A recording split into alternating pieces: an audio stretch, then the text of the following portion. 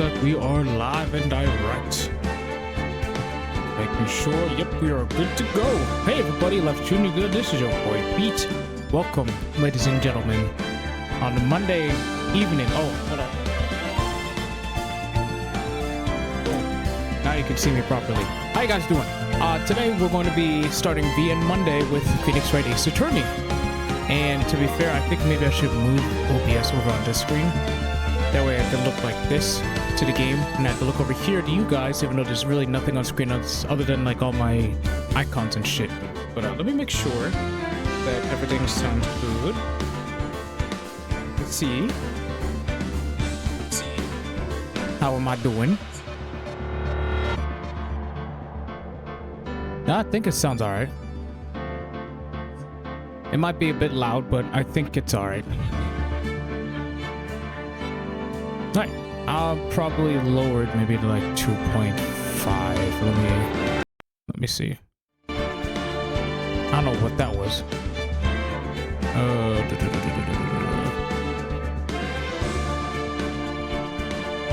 Maybe even 3. How was that? Sound alright? Yeah, you can still hear me. Alright, good. So, ladies and gentlemen, this game means a lot to me. I was actually debating on whether or not I was going to play the Wii version, because the Wii version was the game that first started me off on the series a long time ago. Back when I was like, I want to say back in like 2010 when I was in 8th grade. I can do math, I swear. So, and this game also means a lot to me because this is the first game I ever Let's Played on my Let's Play channel years ago, back in 2016. It's been almost 10 years. We're coming up on my 10-year anniversary of being a content creator online on YouTube. And I was debating about playing this for that or doing something else. And I think I will do something else for the 10 years of being a content creator, even though I haven't really streamed for like a year, right? I haven't streamed for a year, but I think you'll enjoy when we decide to stream at that point. But for now, I want to get into the Ace Attorney Trilogy because I own every single game. In fact, let me show you.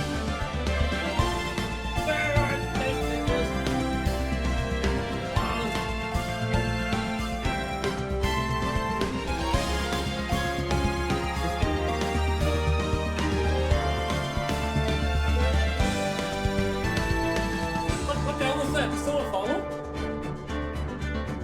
Oh shit. What was that? Oh my gosh, someone did follow. Oh, thank you so much for the follow, Yinka. Thank you very much.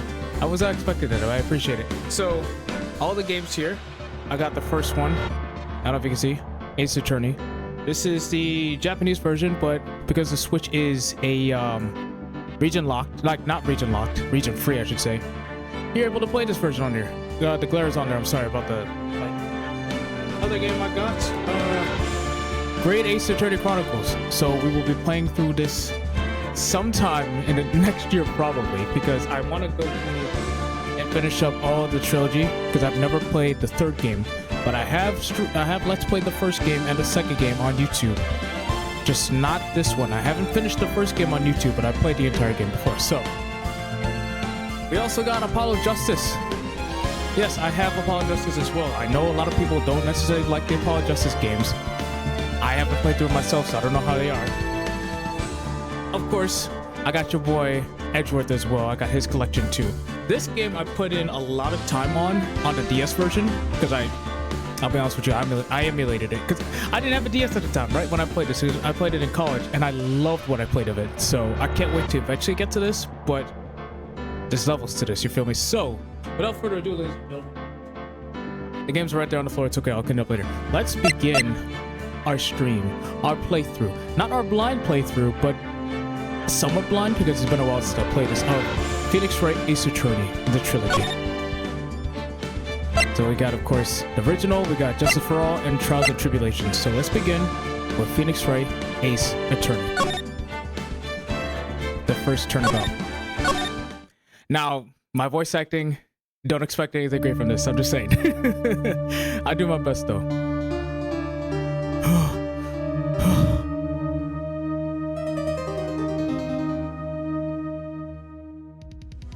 Now let me move in frame a bit. Damn it! Why me? I can't get caught. Not like this. I've got to find someone to pin this on. Someone like him. I'll make it look like he did it. Man, it's been a while since I got my voice acting bag. As if I had a bag to begin with, but you know what I mean. August 3rd, 9:47 a.m. District Court, Defendant Lobby number 2. Boy, am I nervous. Oh gosh, that's right. Okay, let me see. Right. That's just, you know what? That's as good as I'm gonna get. I'm sorry. Oh, hiya, Chief. Whew. I'm glad I made it on time. Well, I have to say, Phoenix, I'm impressed. Not everyone takes on a murder trial right off the bat like this. It says a lot about you, and your client as well. Thanks. Actually, it's because I owe him a favor. A favor? You mean, you knew the defendant before this case? Yes. Actually, I kind of owe my current job to him. He's one of the reasons I became an attorney. Well, that's news to me. I want to help him out any way I can. I just really want to help him. I owe him that much. It's over! My life, everything, it's all over! Is that your client screaming over there? Yeah, it's him. Death! Despair! Oh! I'm gonna do it! I'm gonna die! It sounds like he wants to die. Yeah. Nick! Hey there, Larry. Dude, I'm so guilty. Tell them I'm guilty. You know what? Maybe I should turn down... Hold on. I'm gonna turn it down to maybe 3.5. Hopefully that's okay. Tell them I'm guilty. Give me the death sentence. I ain't afraid to die. What? What's wrong, Larry? Uh-oh. It's all over. I'm finished. Finished. I can't live in a world without her. I can't. Who took her away from me, Nick? Who did this? Ah, Nick, you gotta tell me. Who took my baby away? The person responsible for your girlfriend's death? The newspapers say it was you. The music is so good. I love the soundtrack so much. My name is Phoenix Wright. Here's the story. My first case is a fairly simple one. A young woman was killed in her apartment. The guy they arrested was the unlucky sap dating her. Larry Butts. My best friend since grade school. Our school had a saying, when something smells, it's usually the butts. In the 23 years I've known him, it's usually been true. He has a knack for getting himself in trouble. One thing I can say though, it's usually not his fault. He just has terrible luck. But I know better than anyone that he's a good guy at heart. That and I owe him one, which is why I took the case to clear his name. And that's just what I'm going to do. August 3rd, 10 a.m., District Court, Courtroom number 2. Oh, now I gotta try to pull out my old man voice. Okay. Court is now what it's... Nope.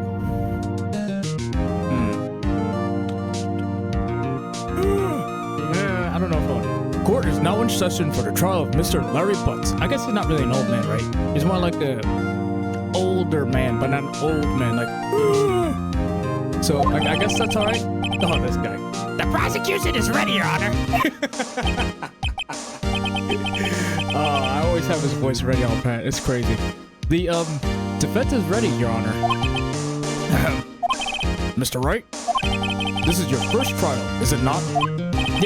Yes, Your Honor. I'm, a little nervous. Your conduct during this trial will decide the fate of your client. Murder is a serious charge. For your client's sake, I hope you can control your nerves. Thank you, Your Honor. Mr. Wright, given the circumstances, I think we should have a test to ascertain your readiness. Yes, Your Honor. Ugh. Head shaking. Eyesight fading. The test will consist of a few simple questions. Answer them clearly and concisely. Please state the name of the defendant in this case. Phoenix Wright, Larry Butts, or Mia Fey? I also realized I could probably even just edit the sound effects here, right? I mean, I think they're all right? You were able to hear me before, at least I could hear myself, so maybe it's okay. The defendant? Larry Butts. The defendant? Well, that's Larry Butts, Your Honor. Correct. Just keep your wits about you and you'll do fine.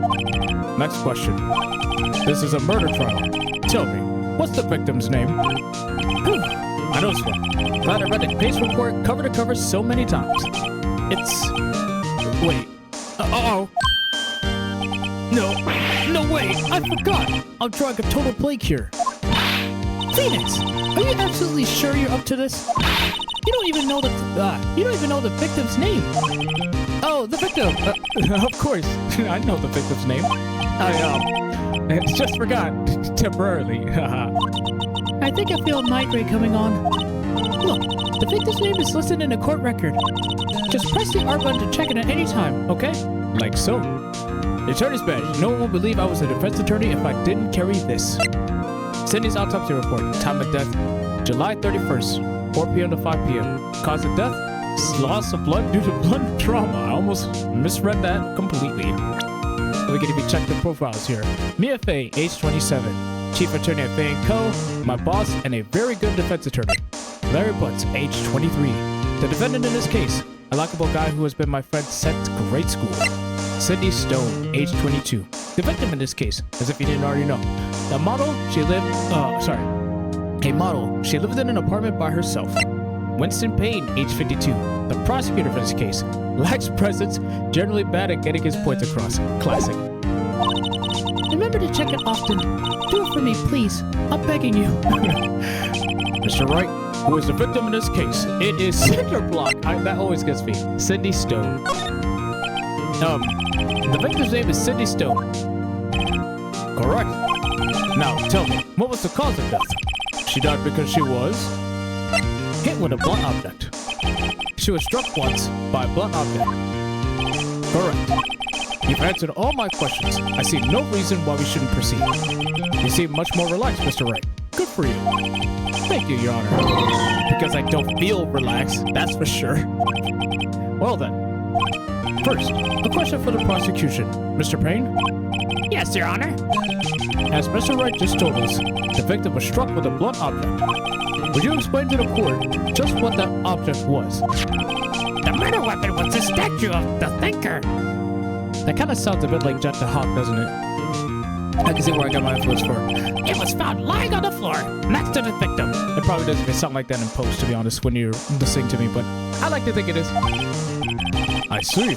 The court accepts it into evidence. Statue added to the court record.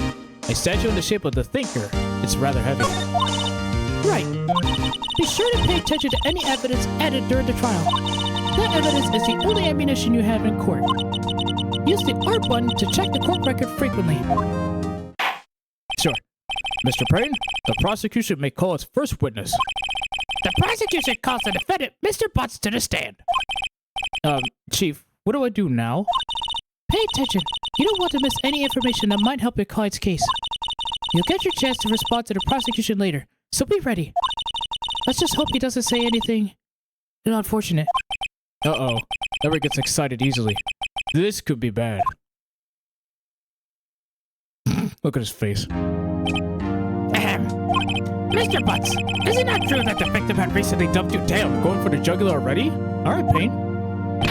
Hey, watch it, buddy! We were great together. We were Romeo and Juliet, Cleopatra and Mark Antony. Didn't they all die? I wasn't dumb. She just wasn't taking my phone calls. Or seeing me. Ever. What's it to you anyway? Mr. Butts, what you describe is generally what we mean by dumped. In fact, she had completely abandoned you. It was seeing other men. She had just returned from overseas with one of them the day before the murder. What do you mean, one of them? Lies. All of it lies. I don't believe a word of it. Your Honor, the victim's passport. According to this, she was in Paris until the day before she died. Passport added to the court record. The victim apparently arrived home from Paris on July 30th, the day before the murder. Indeed. She appears to have returned the day before the murder. Dude.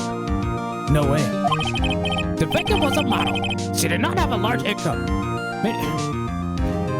Okay, maybe I should turn it down a bit more. I see the mixer.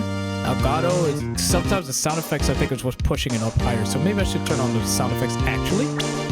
Let me do that real quick. Sure. Maybe that will make it so I'm not as nervous about the sound quality. Because honestly, there's been times where in a lot of the other streams, my voice has been overpowered by the games itself. So just try to make sure we have a decent audio level. That's what I'm trying to say. Anyway. It appears that she had several sugar daddies. Daddies? Sugar? Yes, older men who gave her money and gifts. She took their money and used it to support her lifestyle. Dude! We can clearly see what kind of woman this Miss Stone was. Tell me, Mr. Butts, what do you think of her now? Right? I don't think you want him to answer that question. Yeah, Larry has a way of running his mouth in all the wrong directions. Should I mean, it's...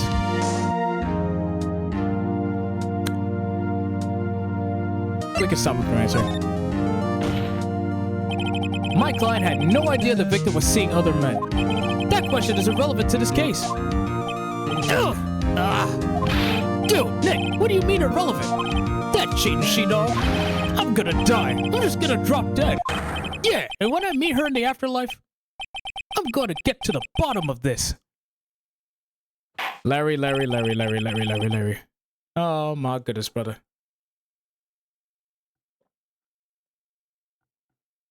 I'm going to need to make sure I stay hydrated the whole entire time because my voice is going to be strained.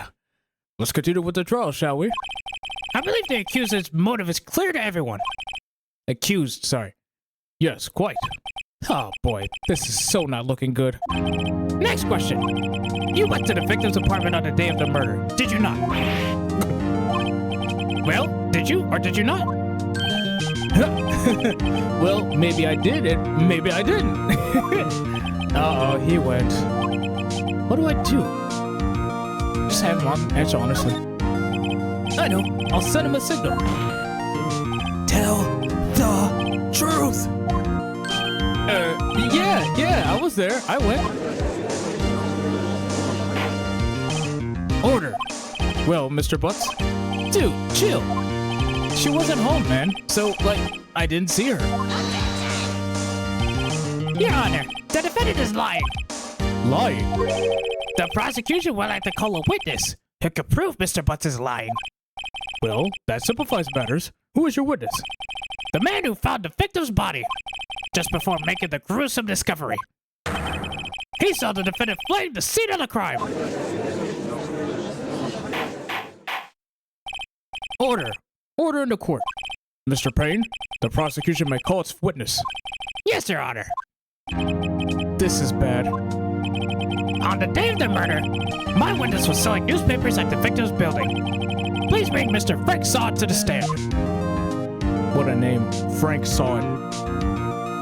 Mr. Sawin, you sell newspaper subscriptions, is this correct? Oh, yes. Newspapers, yes. Mr. Sawin, you may proceed with your testimony. Please tell the court what you saw on the day of the murder. Witness's account.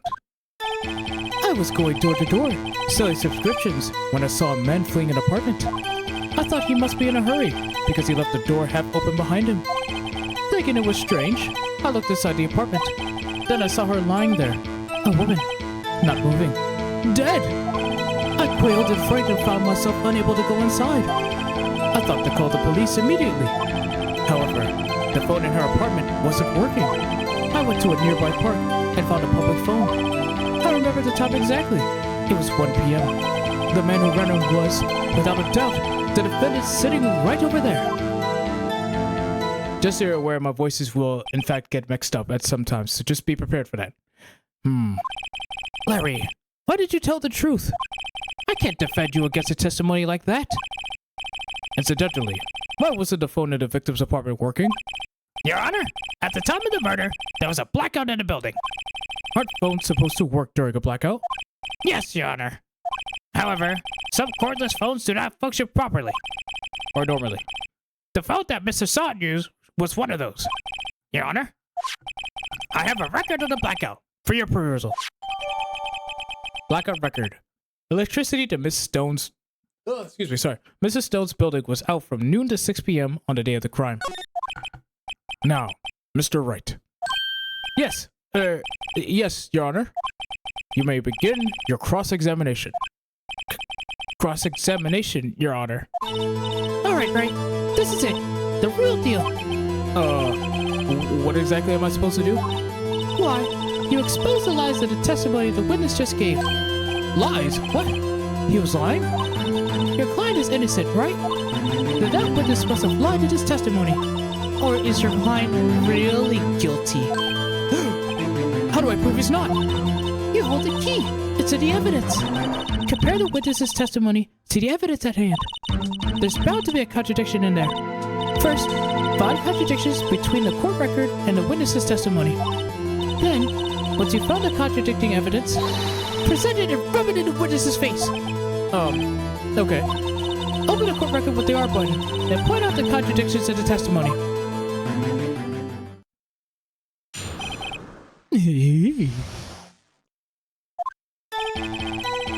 I was going door to door selling subscriptions when I saw a man fleeing an apartment. Press. Isn't a man leaving an apartment a common sight? I find it odd you would take notice of him. I don't know. He just seems strange to me, that's all. Like he was mad, yet frightened at the same time. Just like a criminal fleeing the scene of a crime.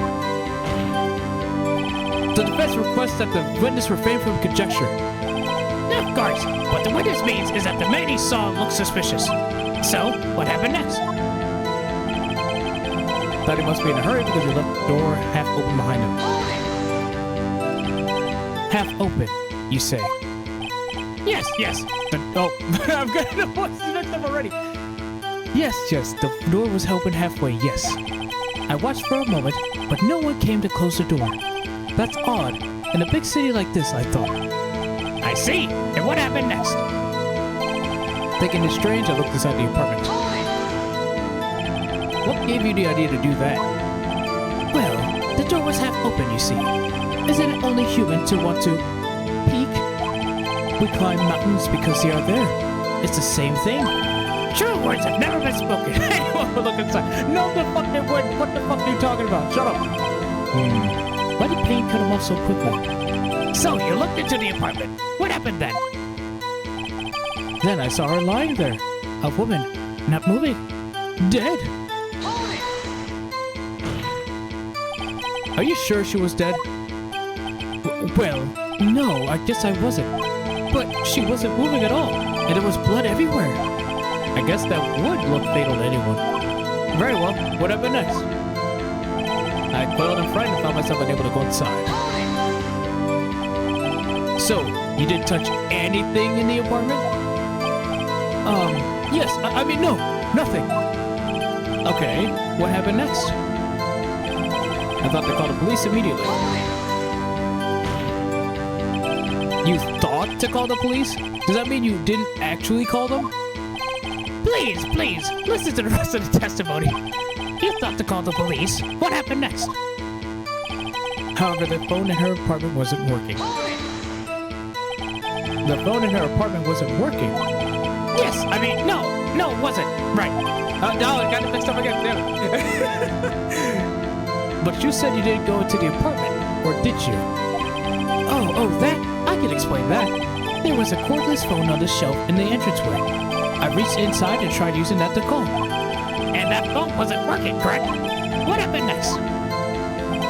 I went to a nearby park and found a public phone. Why use a public phone? Well, you see, I don't have a cell phone. and being the middle of the afternoon, there was no answer at the nearby apartments. Ah, right. What time did you call again? I remember the time exactly. It's 1 p.m. 1 p.m. Are you certain? Yes, absolutely. He seems really confident. 1 p.m.? Right. Doesn't that seem strange to you? Present some evidence to contradict him. Yeah, sure. Whatever you say, Chief. And what button do I press? Because I cannot see it on the screen. X. You found the body at 1 p.m. You're sure? Yes, it was 1 p.m. for certain. Frankly, I find that hard to believe. Your statement directly contradicts the autopsy report. The autopsy notes the time of death at sometime after 4 p.m. There was no body to find at 1 p.m. How do you explain this 3-hour gap?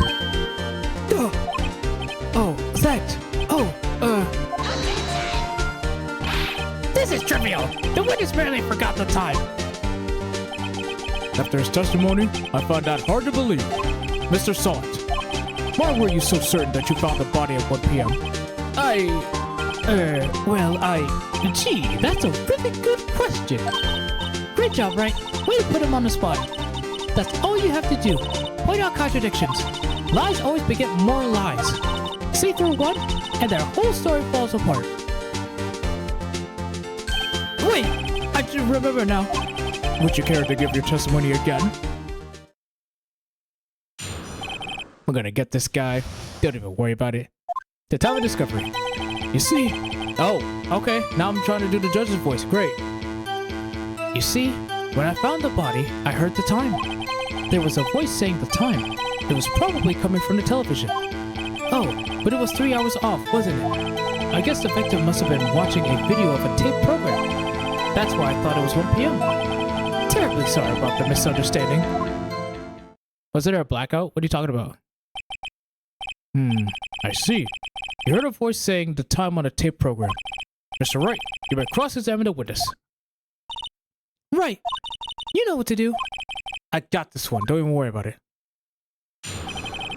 The time of discovery. You see, when I found the body, I heard the time.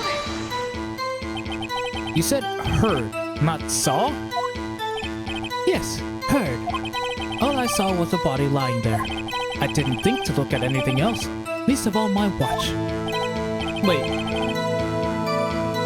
Okay. Isn't that a little strange? So you're saying you heard something, but if you were so shocked by the body, you wouldn't hear anything at all. The witness did say he actually heard the time. It's ludicrous to suggest he would hear anything. I have to agree with the prosecution. Witness, continue your testimony. There was a voice saying the time. It was probably coming from the television. Are you sure it was a television and not a radio? Well, no, I guess it might have been a radio. Incidentally, there was no radio on the premises. There is only one large television. Right. I can't put my finger on it, but something about this seems fishy. Something about hearing the television. The witness has testified. He heard the time. Oh, but it was 3 hours off, wasn't it? Yeah, I'll go back to that. Don't even worry about it. How do you explain the gap? Well, witness, can you explain this? I guess the victim must have been watching a video of a tape program. I don't know why I said it like that. Video? Yes, that would explain why the time was wrong. True. Right! I think the problem lies someplace else. We agree that you heard the time at the scene then. That's why I thought it was 1 p.m. What happens if you press all? Are you sure the voice you heard said it was 1 p.m.? Yes, I can practically hear it now. It was quite clear. Mr. Prain, has the prosecution verified this testimony? My apologies, Your Honor. I, too, have only just learned that the witness heard the time. Are you still? Oh, I'm really sorry. I only remembered it just now. Terribly sorry about the misunderstanding. There's no point in doing that. Let me just go back.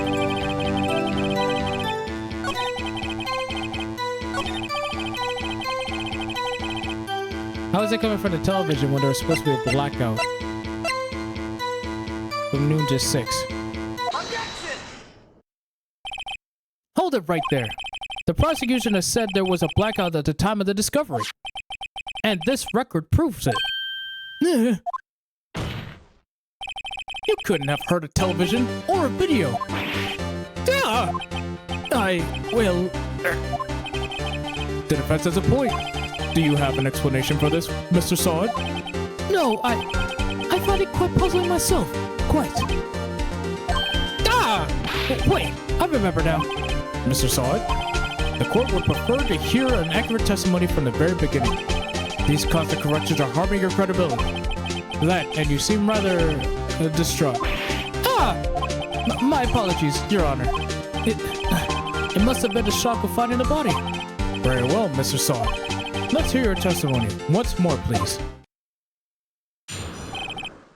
Hearing the time. Actually, I didn't hear at the time. I saw it, like my name. Ha, get it? Ha! There was a table clock in the apartment, wasn't there? Yeah, the murder weapon. The killer used it to hit the victim. That must have been what I saw. You saw a clock. I guess I would explain it. The defense may cross-examine a witness. Gladly. Oh, look who's all confident all of a sudden, Phoenix. Okay, I see you. Actually, I didn't hear the time. I saw it. That strikes me as a very suspicious mistake. Yes, I could see how you'd be a little doubtful. I'm really sorry. I only just remembered that table clock. A table clock? There was a table clock in the apartment, wasn't there? A table clock? Was there a clock at the scene? This is the first I've heard of it. Yeah, the murder weapon. The killer used it to hit the victim. The murder weapon? Yes, the table clock that was used as a weapon. That's what I just said. Did you doze off in the middle of my testimony or something? Something's fishy here. That must have been what I saw. So you're talking about the figure, right? Objection! Wait just a moment. The murder weapon wasn't a clock, it was a statue. Now, how is this supposed to be a clock? What? You with your objections and your evidence! Just who do you think you are? Just answer the question, Mr. Sod. Hey, I saw it there, okay? That's a clock. Your Honor, if I may. Yes, Mr. Payne? As the witness stated, this statue is indeed a clock. The neck is a switch. You just tilt it and it says the time out loud. As it doesn't look like a clock, I submitted it as a statue. My apologies. I see. So, the murder weapon was a table clock after all. Well, Mr. Wright, it appears that the witness's testimony was correct. This is a clock. Do you have any problems with this testimony now? Yes. How do you know? Your Honor, there is a gaping hole in this witness's testimony. The only way he could have known the weapon was a clock is to hold it in his hand. Yet, the witness testified that he never entered the apartment. Clearly a contradiction. Indeed. The witness knew it was a clock because he... You're lying! You were inside the apartment on the day of the murder! Oh yeah? Prove it! Prove I went in there! I'll do even better than that. I can prove you were the one who killed her. You struck her with a clock, and the shock of the blow triggered the clock's voice. That was the sound you heard. Order in the court. Intriguing. Please continue, Mr. Wright. Yes, Your Honor. Mr. Sod, the sound must have left quite an impression on you. Understandable, since the murder weapon spoke just as you hit the victim. That voice was burned into your mind. That's why you were so certain about the time. What's the meaning of this? This is all baseless conjecture. Baseless? Just look at the witness's face. Would the witness care to elaborate? Did you strike the victim with the clock? I never. No, the clock. I heard. No, I mean, I saw.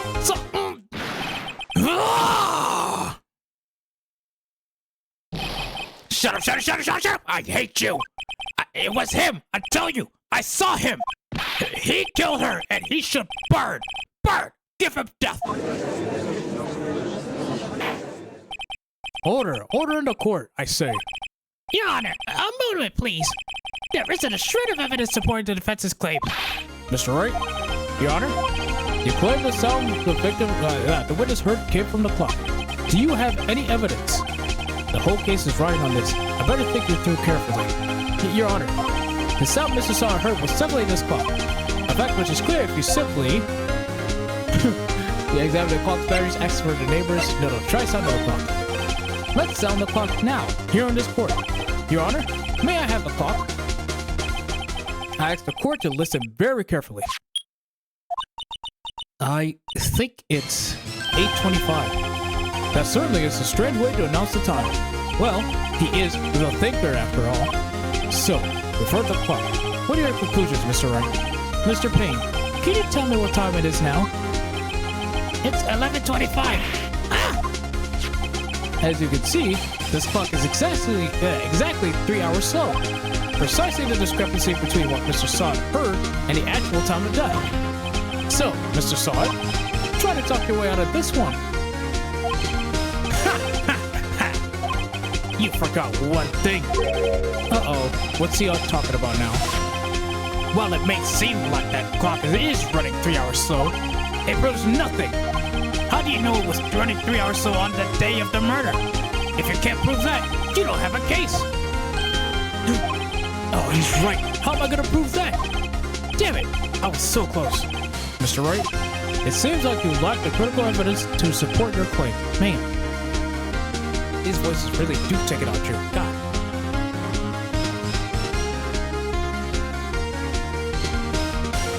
I'm gonna need to make some tea on the first break. Shoot. Yes, Your Honor. This means I cannot let you indict the witness. Unfortunately, this ends the cross-examination of Mr. Frank Sod. I come all the way down here to testify, and look what happens. You treat me like a criminal. A criminal! You lawyers are all slime. I almost had him. Sorry, Larry. I failed you. There's nothing I can do about it now. Not so fast, Mr. Saw.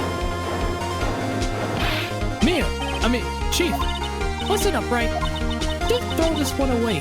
Not like this. Think. But, Chief, it's over. I can't prove the clock was stolen the day of the murder. Nobody can prove that. Well, yes. But that doesn't mean you can't still win. Try thinking out of the box. Don't waste time doubting facts. Assume the clock was 3 hours slow and think it through. Ask yourself, why was the clock 3 hours slow? Figure out the reason and you'll have your proof. Right? Right? Can you think of a reason as to why the clock would be 3 hours slow? Yes. Wait. Maybe I can prove it. You must have evidence somewhere that can prove it, right? Find it and let them have it. Well, Mr. Wright, you say the clock was already running slow on the day of the murder. Have you found evidence to support this claim? Of course, Your Honor. There is a piece of evidence in a court record that can prove my claim beyond a shadow of doubt. Ha! Tough words. Let's see you pull this one off. Let's see this evidence that proves why the clock was right slow. Well, it's, the passport that shows that she went to Paris, could be this, but I don't really know.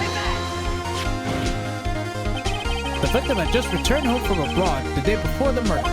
As we all know, the time difference between here and Paris is 9 hours. I actually didn't know that. I keep learning this every time I play the game, but I keep forgetting because I don't really think about the time difference between different countries and states and all that stuff. I don't think about it. But now I remember. When it's 4 p.m. here, it's 1 a.m. the next day there. The clock wasn't 3 hours slow, it was 9 hours fast. The victim hadn't reset her clock since returning home. That's why the time you heard when you struck her dead in her apartment was wrong.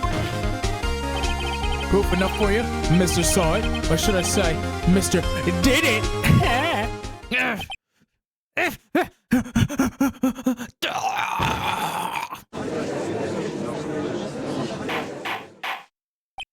Order! Order, I say!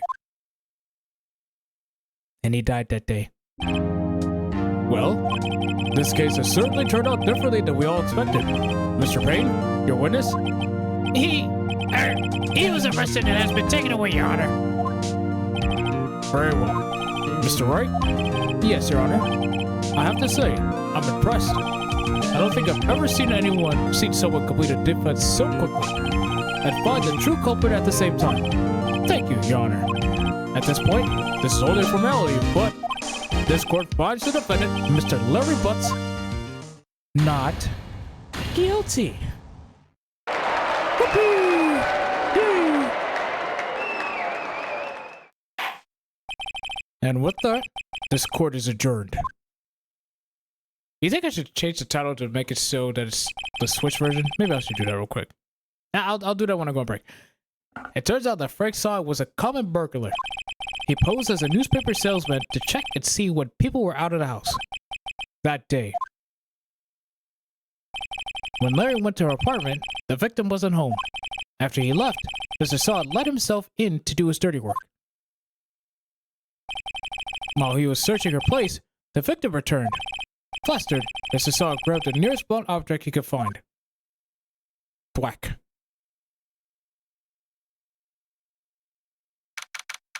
August 3rd, 2:32 p.m., District Court, Defendant Lobby, number 2.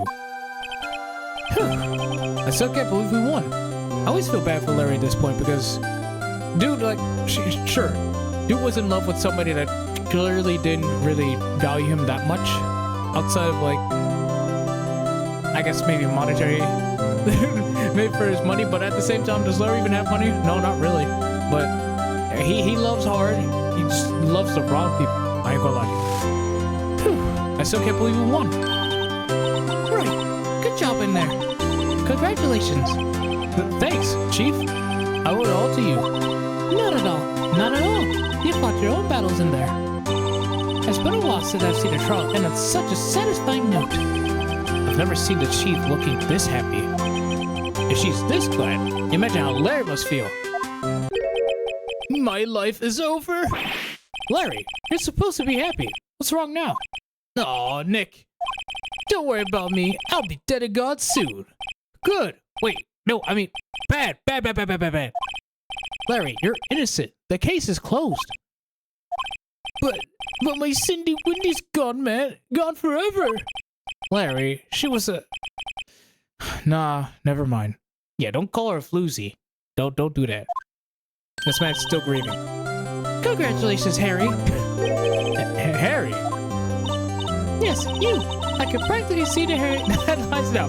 Harry Butts, innocent. Oh, that's just... Don't be happy about that, man. Don't be happy about that. No, come on, man. Harry Butts? No, because now that's gonna be your nickname and that's gonna stick. You don't want that to stick. Your name is Larry, not Harry. Oh, thanks. I really owe you one. I won't forget this ever. Let's celebrate. Dinner? Movie? My treat. Look at you trying to bounce back immediately. Oh no, I couldn't. Hey, I was the one who got you off the hook. Where's my dinner? Where's my movie? Where's any of that stuff, man? Come on now. Treat me, your boy. Oh, hey. Here, take this. It's a present. A present? For me? Wait, wasn't this the evidence that... Actually, I made this clock for her. I made one for her and one for me. Really? You made this? Well, thank you. I'll keep it as a memento. Yo, Nick, can you believe it? I was so into that chick. What is this turn? What is this? Why is he this emotional turn, bro? What's going on? And she was just playing me for a fool. Don't that make you want to just cry? Larry. Are you so sure? Squeeze me? I think she thought quite a lot of you in her own way. Nah, you don't gotta sympathize with me. It's okay. Oh, I'm not just sympathizing. Really. Isn't that right? Don't you have something to show your friend? Well, okay. If we're talking about this, then yes. I guess technically she did somewhat care. Somewhat. Something that proves how she felt about him. Uh-huh. Oh, yeah, right. What the heck is she talking about? Let's talk about the thinker, but Take that! check this out, Larry. Proof positive you weren't just some chip door. Huh? What about that clock? This is the clock you made for her, Larry. And she took it with her when she traveled. Yeah, whatever. She probably just needed a clock, that's all. You think so? It's a pretty heavy clock to take traveling. Well, okay, I guess maybe she did care somewhat in order to take that with her. But I don't know, man. If you're gonna care that much about somebody, you might as well not, like, do stuff behind their back. That's slimy. Just, if you care about them, cool. Then care about them. But if you don't want to be with them, just break it off. Don't be slimy. I don't like that shit. That shit's weird, bro. Well, make of it what you will. Is it? I think the screen's okay. Hey, Nick. I'm glad I asked you to be my lawyer. Really, I am. Thanks. Hope that made him feel a little better. Right? I hope you see the importance of evidence now. Also, hopefully you realize things change depending on how you look at them. People, too. We never really know if our clients are guilty or innocent. All we can do is believe in them. And in order to believe in them, you have to believe in yourself. Right? Listen, learn, grow strong. Never let go of what you believe in. Never. Well, I think our work here is done. Shall we be off? Yeah, I guess so. Say, how about dinner? On me. We'll drink a toast to innocent butts. Yeah. Oh, speaking of Harry. Larry. You were saying part of why you became a lawyer was because of him. Yeah, part at least. You'll have to tell me more about it sometime. Maybe over drinks? And so, my first trial came to a close. Larry slapped me on the back and said, "Gee, Nick, it's good to have friends." But I'm pretty sure he's not going to pay us. Unless you count the clock you gave me. Broke butts at it again. I didn't know it then. But that clock was soon going to be at the center of another incident. And my promise to tell the chief about me and Larry would be one promise that I wouldn't be able to keep. Dun dun dun. The end. A brand new episode has been added. Save for progress? Yes, please. Save it right here. Oh. I didn't play much of it. Okay. I'll just save right here. It's fine. Episode 2, Turnabout Sisters. Now, I don't know if it immediately goes into the next case, but I'm going to pause here because I definitely, you can hear it in my voice already. My voice is already starting to go a bit. So I'm going to brew some tea. I'm also doing some laundry, so I'm going to take care of that. And then I got my protein shake. I'm going to finish this as well while I'm out doing that stuff. So when we get back, all we got to do is just focus on the game. And then after the next case, take another break, all that stuff. I might even use the restroom. So be right back. Just give me a quick sec. I'm just going to, you can't even see it on there. Well, shit. I guess I can do this too. Well, well, if I'm going to do this, then I got to do the be right back video. And then do this for the webcam. Look how elementary this shit is. I did not put as much effort into this shit as I should have, but that's well, we'll work on that. We'll work on that. But I'm also gonna play some music, so you guys aren't left alone without something to listen to while I'm away for a bit. Let's see.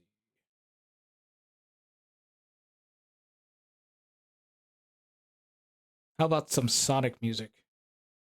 Because I don't know what the hell happened to all my other freaking songs I was listening to. It's probably on my other channel. Let me see. Did I put it on the... Did I save these plays on my VOD channel? Let me see. Music is playing, but you cannot hear. Oh, I did. Oh, I'm such an idiot. Okay. Let's play...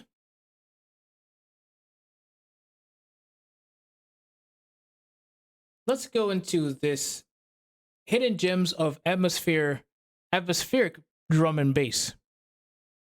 And then let me go ahead and actually turn on the desktop music so you can listen to this.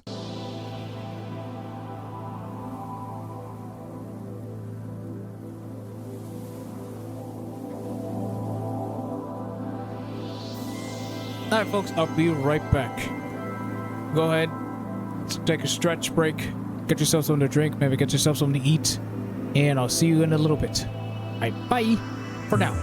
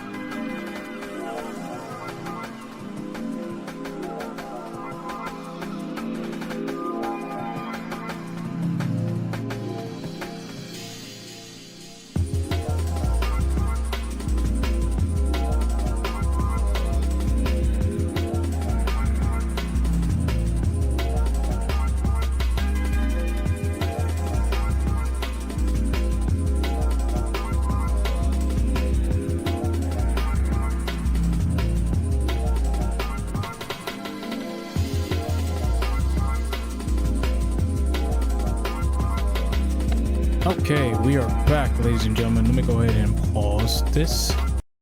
We'll just keep that on there for the next time I need to go, and then we'll go ahead and do this.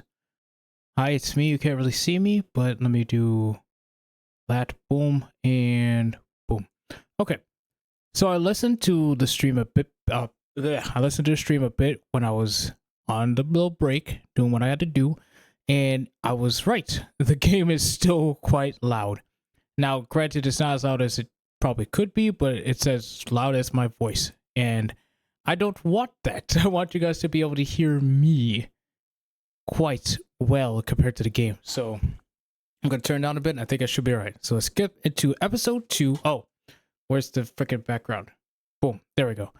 Episode 2, Turnabout Sisters. Hope you guys had a good break. Hope you guys got some snacks, got some drinks, whatever have you. And let's get back into it. Oh, wait. That's the save.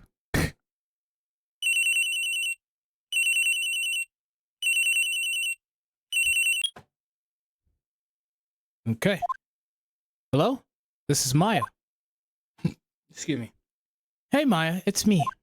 Mia, what's up? You haven't called in a while. Sorry, I've been so busy. The voices. Sorry, I've been so busy. How are you? How you been? Well, lonely. It is all your fault. Nah, I'm just teasing. I've been great. I'm finally getting used to having my own place. That's good to hear.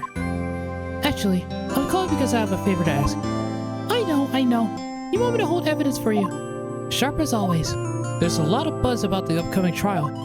I just don't feel safe keeping the evidence here.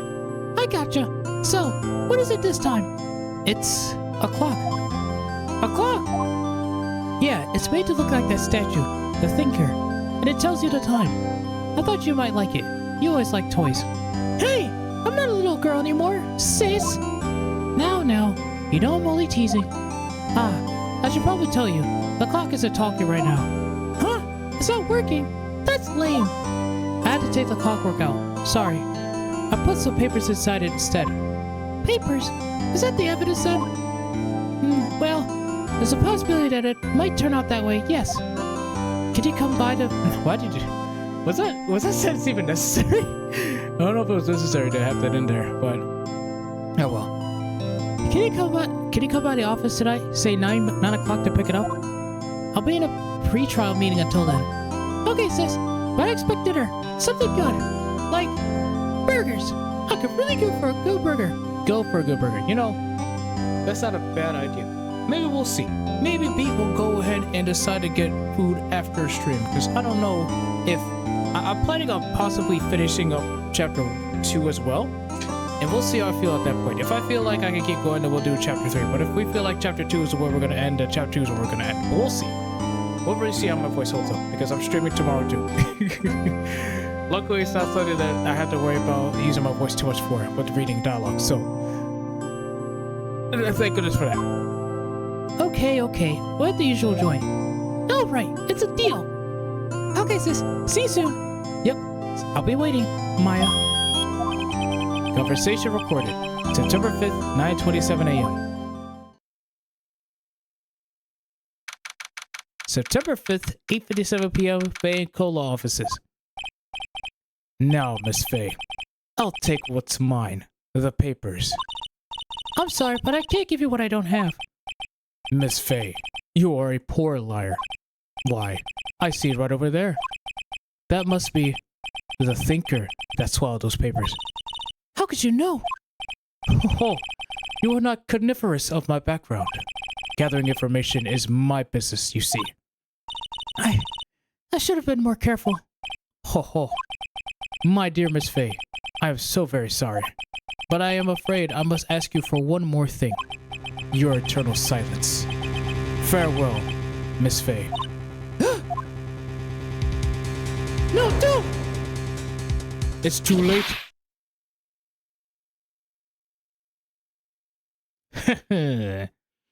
Stupid shit eating green. Red, white, blue.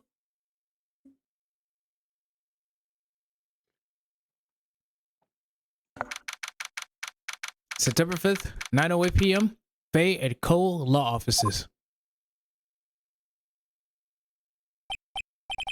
You freaking got her, boys. Uh-oh. I'm late. Huh. That's strange. Guess the chief left without me. She said her sister was coming over, so we should all go out for dinner. What's that smell? Blood? Mia! Maybe she's in her office. Well, I mean, we could do that, but I mean, at the same time, can we... Oh, we literally can't examine stuff? I smell blood. That can't be good. I have to check and see if Mia, the chief's okay. Nothing's highlighting. Oh, wow. Yeah, nothing's highlighting. Okay, alright, you got it. I'm sorry. I tried to be a cheeky bitch, but now I was going. The office. That smell. Blood. Sis. Someone's there. Oh. Chief? Chief? Chief!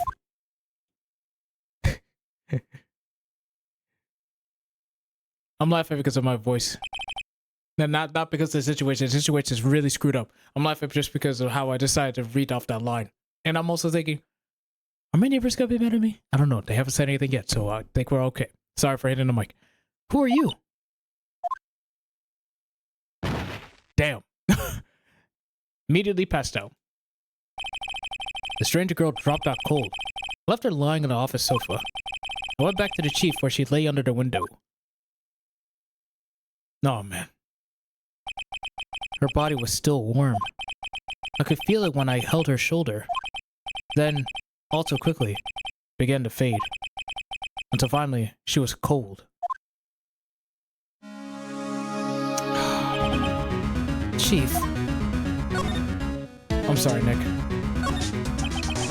Chief.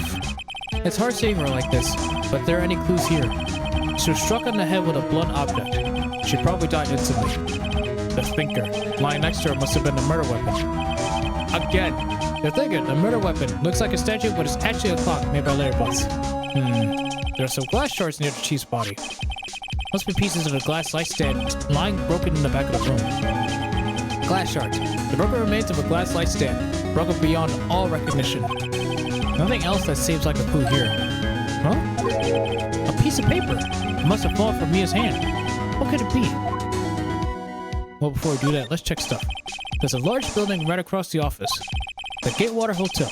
A nice luxurious place. What about this? Some shards of glass are scattered on the floor. They seem to be the remains of a glass light stand. Got you. Okay. What about here? The chief's chair. A simple, functional design. Feels pretty good to sit in, too. Yeah, but it's toppled over. You're not gonna fix it? We can't even look at the plant. Poor plant. It's encrusted with dried blood. How ironic that this became the murder weapon. Again. It's crazy, bro. Oh. I'm sorry.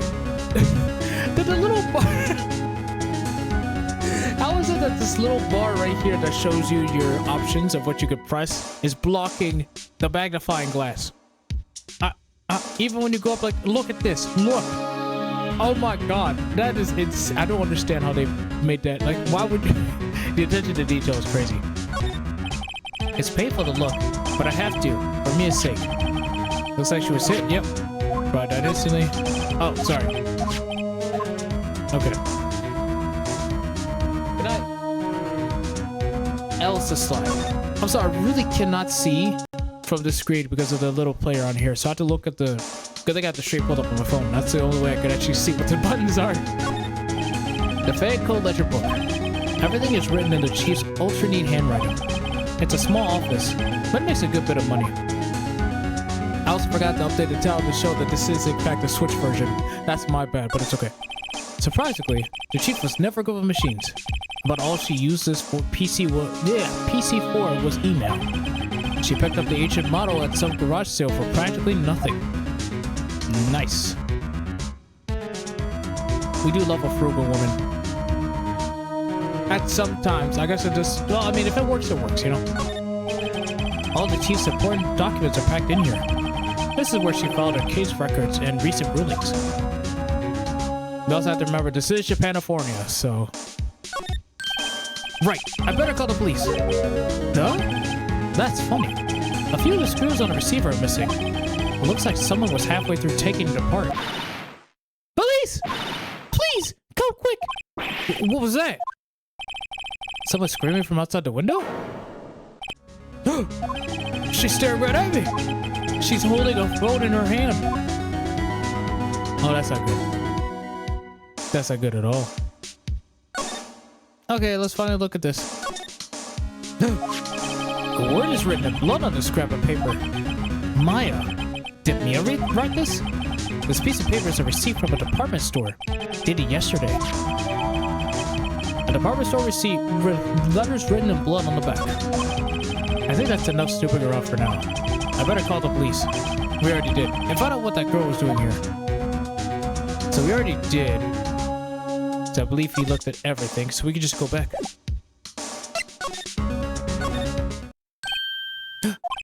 That girl just now. Where'd she go? I put her right there on that sofa. Uh-oh. I hope she didn't run on me. Yikes! Don't scare me like that. Excuse me, but who are you?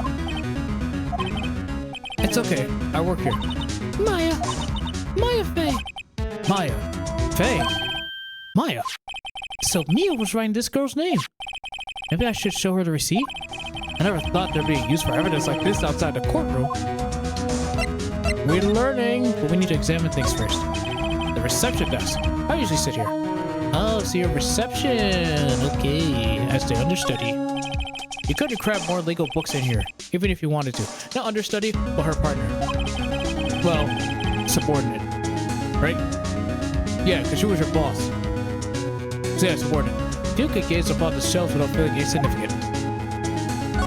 No, I didn't mean to click that. No clues here. A small writing desk cluttered with office supplies. Ooh. A large painting. I guess you'd call this modern art. I, on the other hand, call it a mistake. What? Is it bold and brash? Well, like, what belongs in the trash? Ha ha ha! This sofa is for clients. It's leather, a real luxury model. The door to the chief's office is slightly open. I better not touch the doorknob. Yeah, you don't want to get your prints everywhere on a door that's ajar, brother. I think that's everything we can look at, though. Yes. This moves quite slow, though, on the switch, huh? Yep. Okay, cool. Hello. What happened? She seems to be in shock. I don't want to disturb her, but I'll have to know. Excuse me. Can you tell me what happened? I came in. The room was dark. And sis. So she was already dead. You and the chief. So you're the chief's sister. I'm her younger sister. And you were here visiting? This late at night? Yes. She said she wanted me to keep some evidence for her. Evidence? Yes. It was that clock. It was the thinker. You talking about this clock? About the thinker. The thinker. That was. Oh, sis. What'd I do then? Probably shouldn't have asked her about the murder weapon. Yeah, my bad. I'm sorry. I want to show you this. Well, actually, can I show you this? I'm sorry. I've never seen that before. Damn it. What day people will react to this properly? Can I show you this? Before Mia died, she wrote a message with her own blood. She wrote it on the back of this receipt. That's my name! Why? Why would she write my name? Please, just calm down. Why would sis write my name? Uh-oh, now I've done it. Wee. Oh, the police. So that they're coming this way. I wonder if... What the hell did I just do? What the fuck just happened? Hello? It disconnected? What? I'm pressing minus and it's disconnected. What's going on? We alright? Okay. I wonder if this is a mistake turning off the button. Why did it disconnect as I pressed minus? What does it even say for mine? That's not an option. Why is it disconnected when I press? I don't know.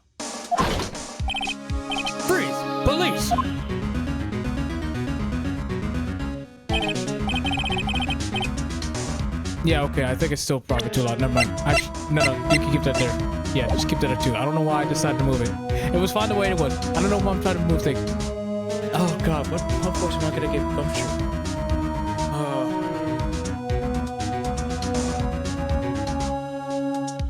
Alright, I'm Detective Dick Gumshoe, see? Yeah, see? Gumshoe. What an odd name. We received a report from the building across the way, see?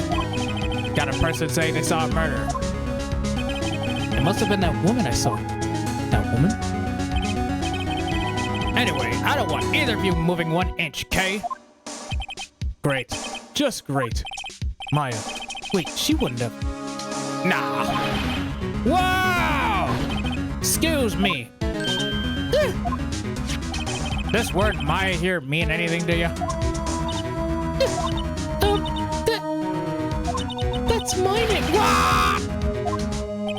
The fact of truth is here, known in her own blood, see? Yeah, see? With her dying breath, she wrote down the killer's name. If I could make my voice down the lower octave, I feel like I could do the voice from Courage the Cowardly Dog with that foot. I don't know if you see Courage the Cowardly Dog, but there's a foot in Courage the Cowardly Dog. It was Eustace's foot got infected. Gross, I know. But the only reason I'm doing this is because my brain does this thing where certain things trigger memories. And I watched the shit out of Courage the Cowardly Dog, so I'm so sorry for eating, my bad. Just gonna freak you out a little bit. Maybe not really. But the voice that the foot had, or the toes specifically, one of them was like a deep, like a deep voice, like kind of like a detective voice, right? Like just deeper. I don't know if you call it like a New Yorkian voice or a Chicagoan voice, or like a mob boss voice. It was more like a mob voice. Mob voice? Yeah, mob boss voice, I guess. Yeah, see? Maybe I could do that. With her dying breath, she wrote down the killer's name. Killer? Case closed. You're coming down to the precinct, ma'am.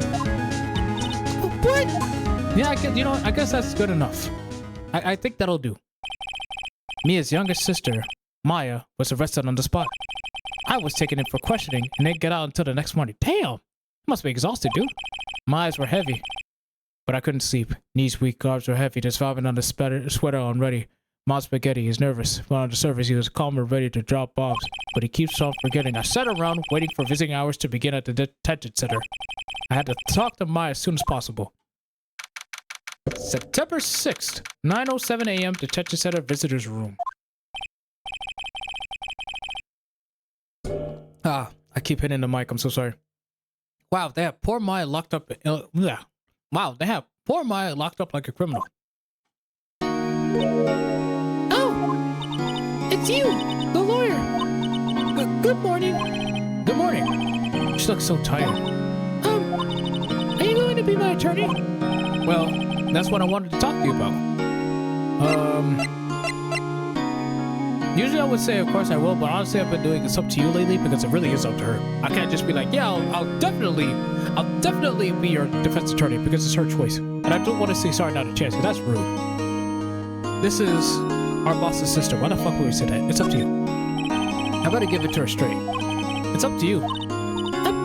To me? Yes. I don't think this is something I should decide. After all, you're the one in trouble here. They're never going to believe me, are they? Even you, when you found me in the office, you looked at me like I had done it. Did I look at her like that? Yes. No, I never thought. It's okay. I understand.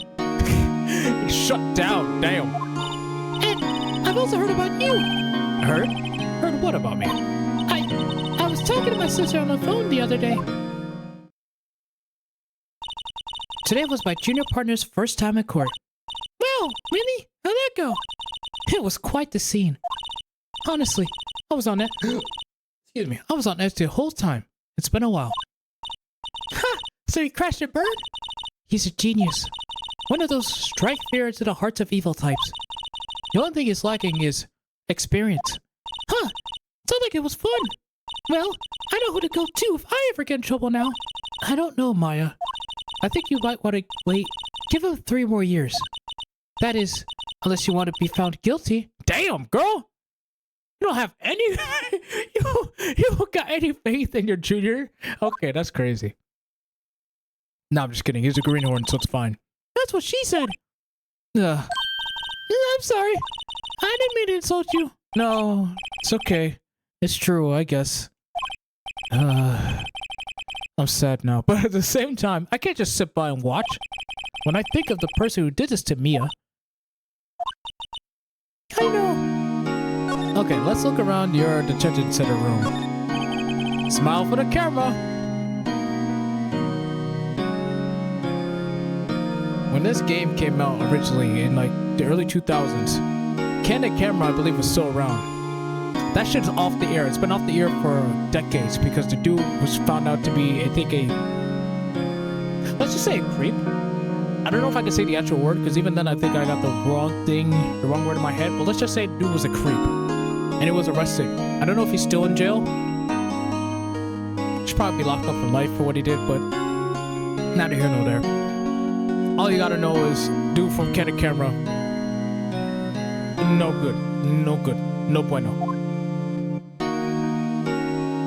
Look at these fluorescent lights. Hey, dude! This guard monitors the visitor's room. He hasn't moved an inch. A real pro, this guy. Is that it?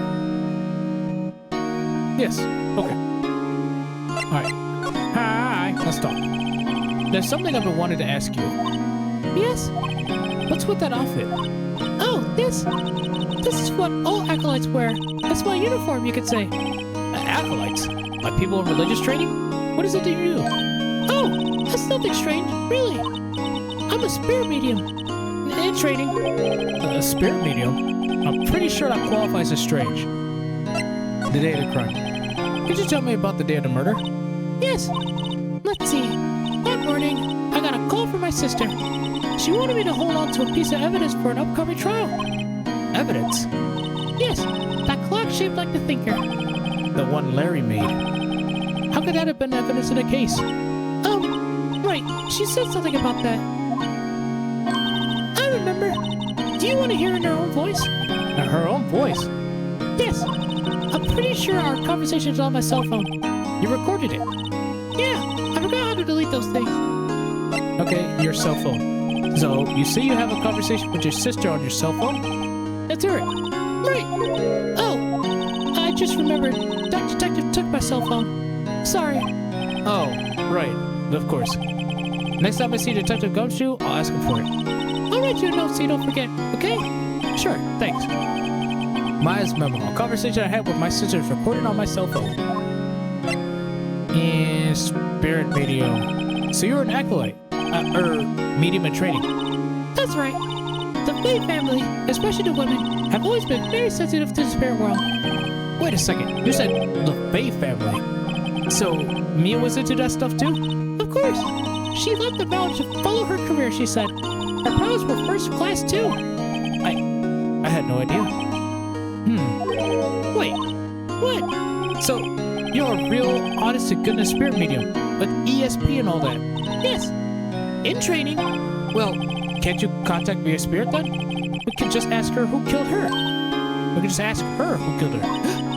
I'm sorry. I'm still in training. I couldn't do something like on that level. I thought that would be too easy. Huh? Something the matter? I was wondering, can I ask you a favor? Huh? This is the address for a famous lawyer. My sister gave me this a long time ago. She said if I ever was in trouble, I should call him. And, well, I'm in trouble. Do you think I could go ask him to represent me? Yeah, sure. Sure, why not?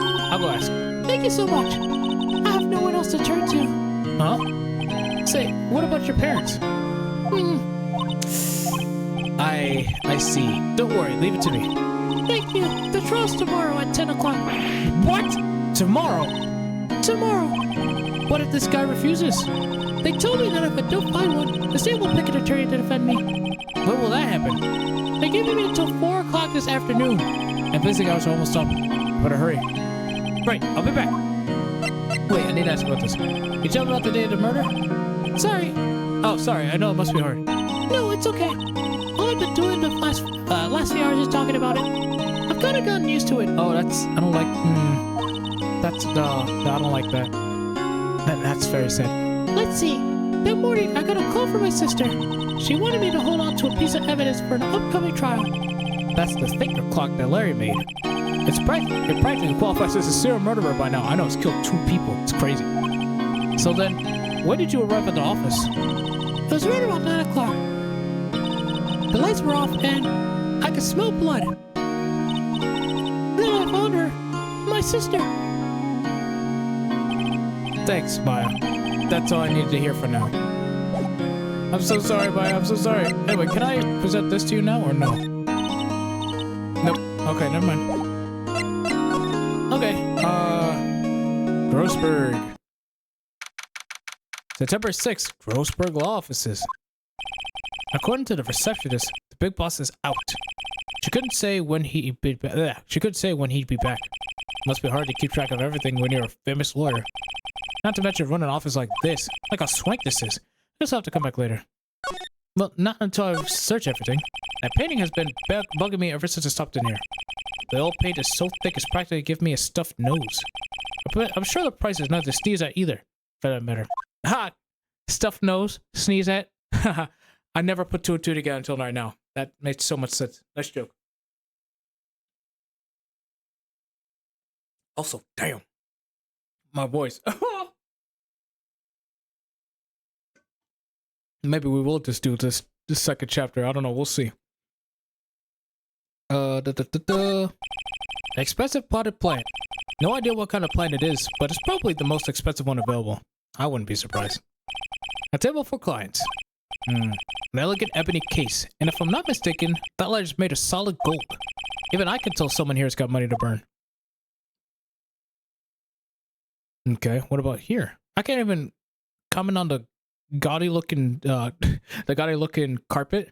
It does not look good. It's so bright. I saw a mahogany desk. The wood's been polished to a deep luster. Mahogany. Expensive looking mahogany bookshelves, filled with expensive looking books. Funny. They don't look like they've ever been read. Oh, it's just the aesthetic. Dude's just an aesthetic hog, I see. Sometimes that's what you need. You need to have the illusion of being more important than you are, I guess, sometimes. Not that he isn't important, obviously. He's a very accomplished lawyer, apparently. Let's regroup back at the office. September 6th, Fayette Law Offices. The office is filled with police officers. They're all busily searching for clues. All right, we have to get the phone from Gumshoe, that's right. Hey, you there! This is a crime scene, pal. No trespassing.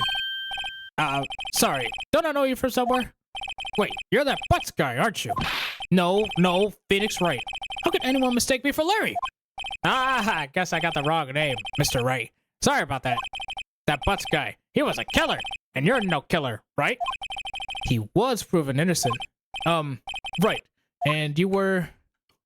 Detective Sandshoes, Detective Gumshoe, Detective Gum what? Gumtree. I'm not gonna be mean to you. I like you, Gumshoe. Gumshoe, wasn't it? Dick Gumshoe? Right. At your service. Hang on. That's Detective Gumshoe to you, pal. Anyway, get the name right. And don't go calling me Dick. Hey, Dick, get over here. Yes, sir. You'll be right there. Oh. You're her lawyer, right, pal? If you got business here, you better do it quick. Whew. He thinks I'm my lawyer. Okay, can I look at this stuff? Oh my god, I can look at things. Oh my god. I don't know what I just said. The sky's blue and so am I. I'm blue, da-ba-dee-da-ba-da, da-da-ba-dee-da. There's that hotel right across the way.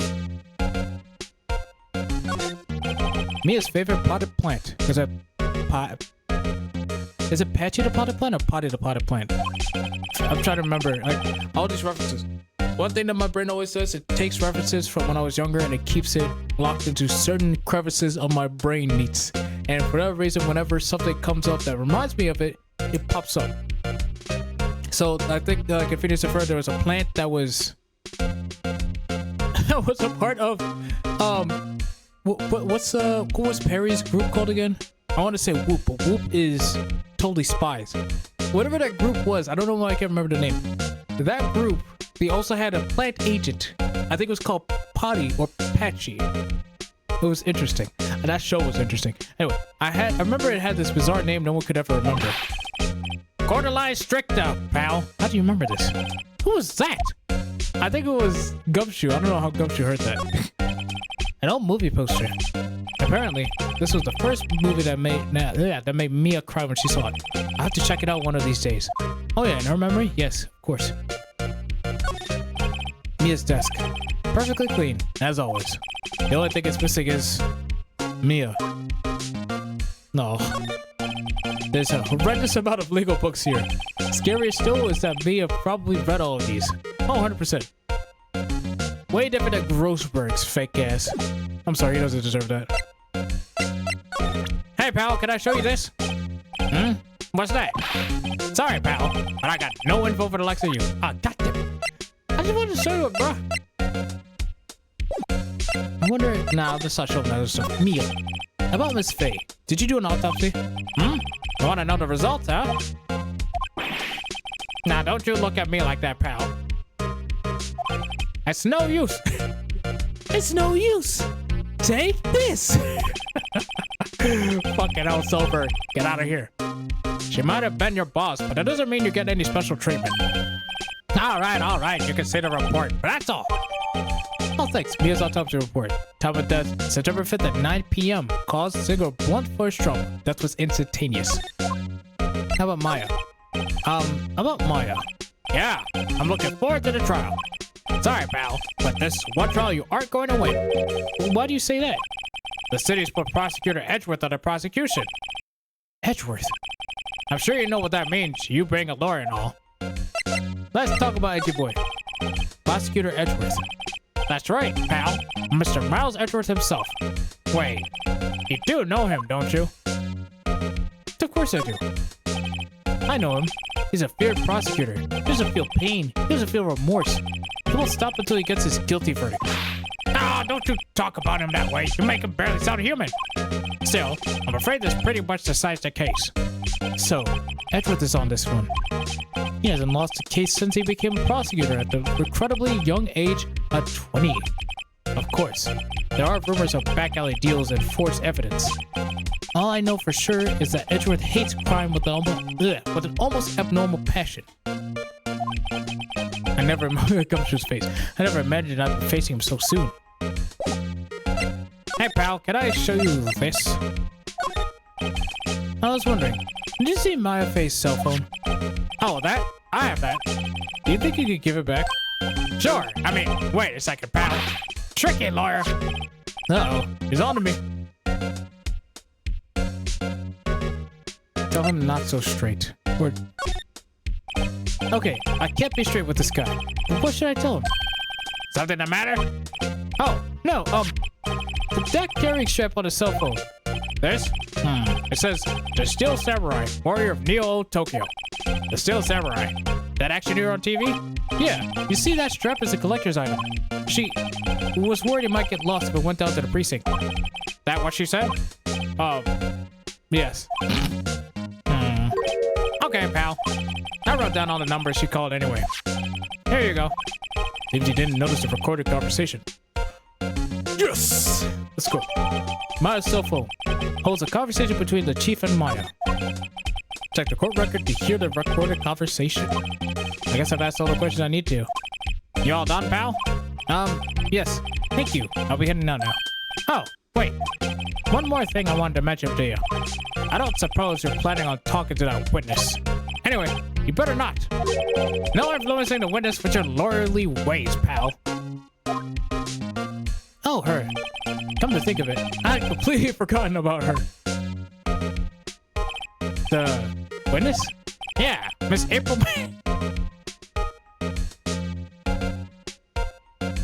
Gumshoe, I love you, but god damn it, you're so stupid. But I love you, bro. You're so funny. I'm sorry about this, but I can't tell you anything about her. Well, you just told me her name. Miss May, huh? So you've sent her home already then. Aha! You're trying your lawyerly tricks on me now. She's not to go outside her room until the trial. So, she's still in the hotel across the way. I guess I should know better than to try to get a detective to leak information. You got that right, pal. Now to pay a visit to Miss May. And thanks, man. I guess we can listen to this now. What button do I press? Hey. Mia, what's up? You haven't called in a while? Well, actually, just said I want you to hold on for me. Again, what is it this time? It's a clock. It's made to look like the statue, the thinker, and it tells you the time. I should probably tell you the clock isn't working right now. Oh, it's not working? That's lame. I had to take the clockwork out. Sorry, put some papers inside it instead. Papers at the evidence then? I'll leave that one up to your imagination. See you tonight at 9. Getcha. And we can look at the... I didn't mean to do this. There was a piece of paper next to the victim, wasn't there? Yeah, the one with the killer's name written on it. Are you sure that Mia wrote it herself? Given the condition of the writing, it's hard to say if her handwriting, if it was her handwriting or not. This I didn't know. I didn't know you could do this. So there's no proof that Mia wrote it. That's interesting. I did not know you could present that to him. I've been playing this game for years. But okay, let's do the glass charge. There was broken glass at a crime scene, right? Oh, that? Seems like a glass stand next to the victim fell over. The glass shards replaced pieces of the broken stand. Okay, and what about the thinker? What are you gonna say about that? I was wondering, do you know anything about this? That statue? That's the murder one. Huh? He thinks the clock is just a statue too. I'm starting to wish I'd never seen this thing. How do I switch to the profiles again? What button is it? Oh, you can't. There's no profiles to see. What the heck? Oh, because you have to go to the court record, you dumbass. That's right, I forgot. Mia Fey, the victim, age 27, chief attorney at Fey & Cole offices, and an excellent defense lawyer. Well, was, unfortunately. Maya Fey, age 17, the defendant, Mia's little sister and a spirit medium in training. Dick Gumshoe, age 30. I'm getting up there with you, Dick. I should call you Dick Gumshoe. I'm about to search 130 next year, brother. The detective at the local precinct in charge of the initial investigation. Miles Edwards, age 24. A gifted prosecutor and a ruthless man who do anything to get a guilty verdict. April May, age 23. An eyewitness to the events. Testifies that she saw Maya commit the murder. Gotcha. Alright, thanks, bud. I'll see you later. Let's go to the Gatewater Hotel. September 6th, Gatewater Hotel, room 303. Oh god, okay. I don't know what I'm gonna do for her voice. This is gonna be interesting.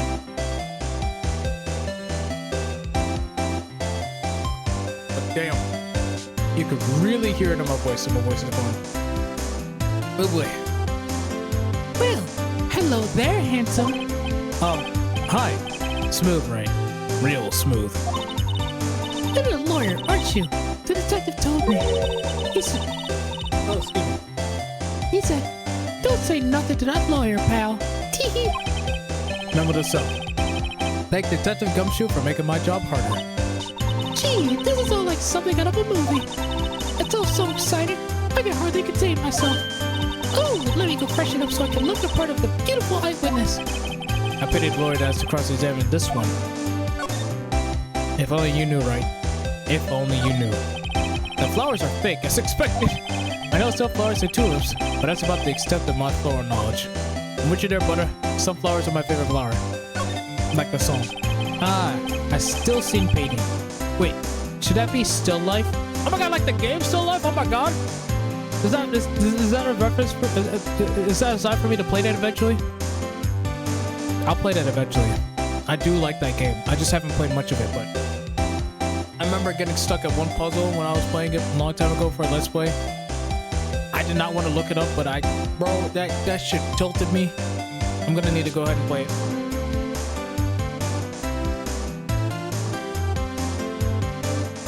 As well as the prequel. There was the first game of the Still Life series, and then the second game, and then the sequel to that, Still Life 2. I think the first game was Postmortem. I need to play those games eventually. When? Probably next year. Whatever. One of those is hanging on the wall. The late summer sunlight streams through the window. There's the Fey & Cole office building, of course. You can see the inside of the room pretty clearly from here. I think it would be a little difficult to recognize a face from this distance though. What about the bubbly? Oh, I can't even look at the bubbly.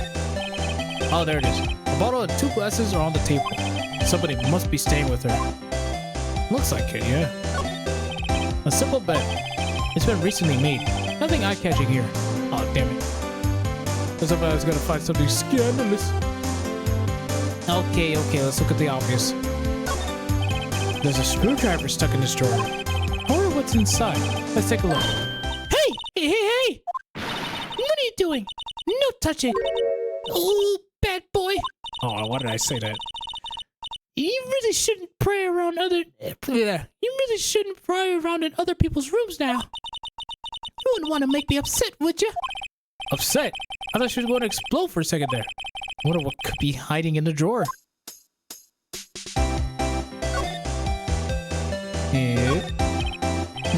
What's inside, I wonder?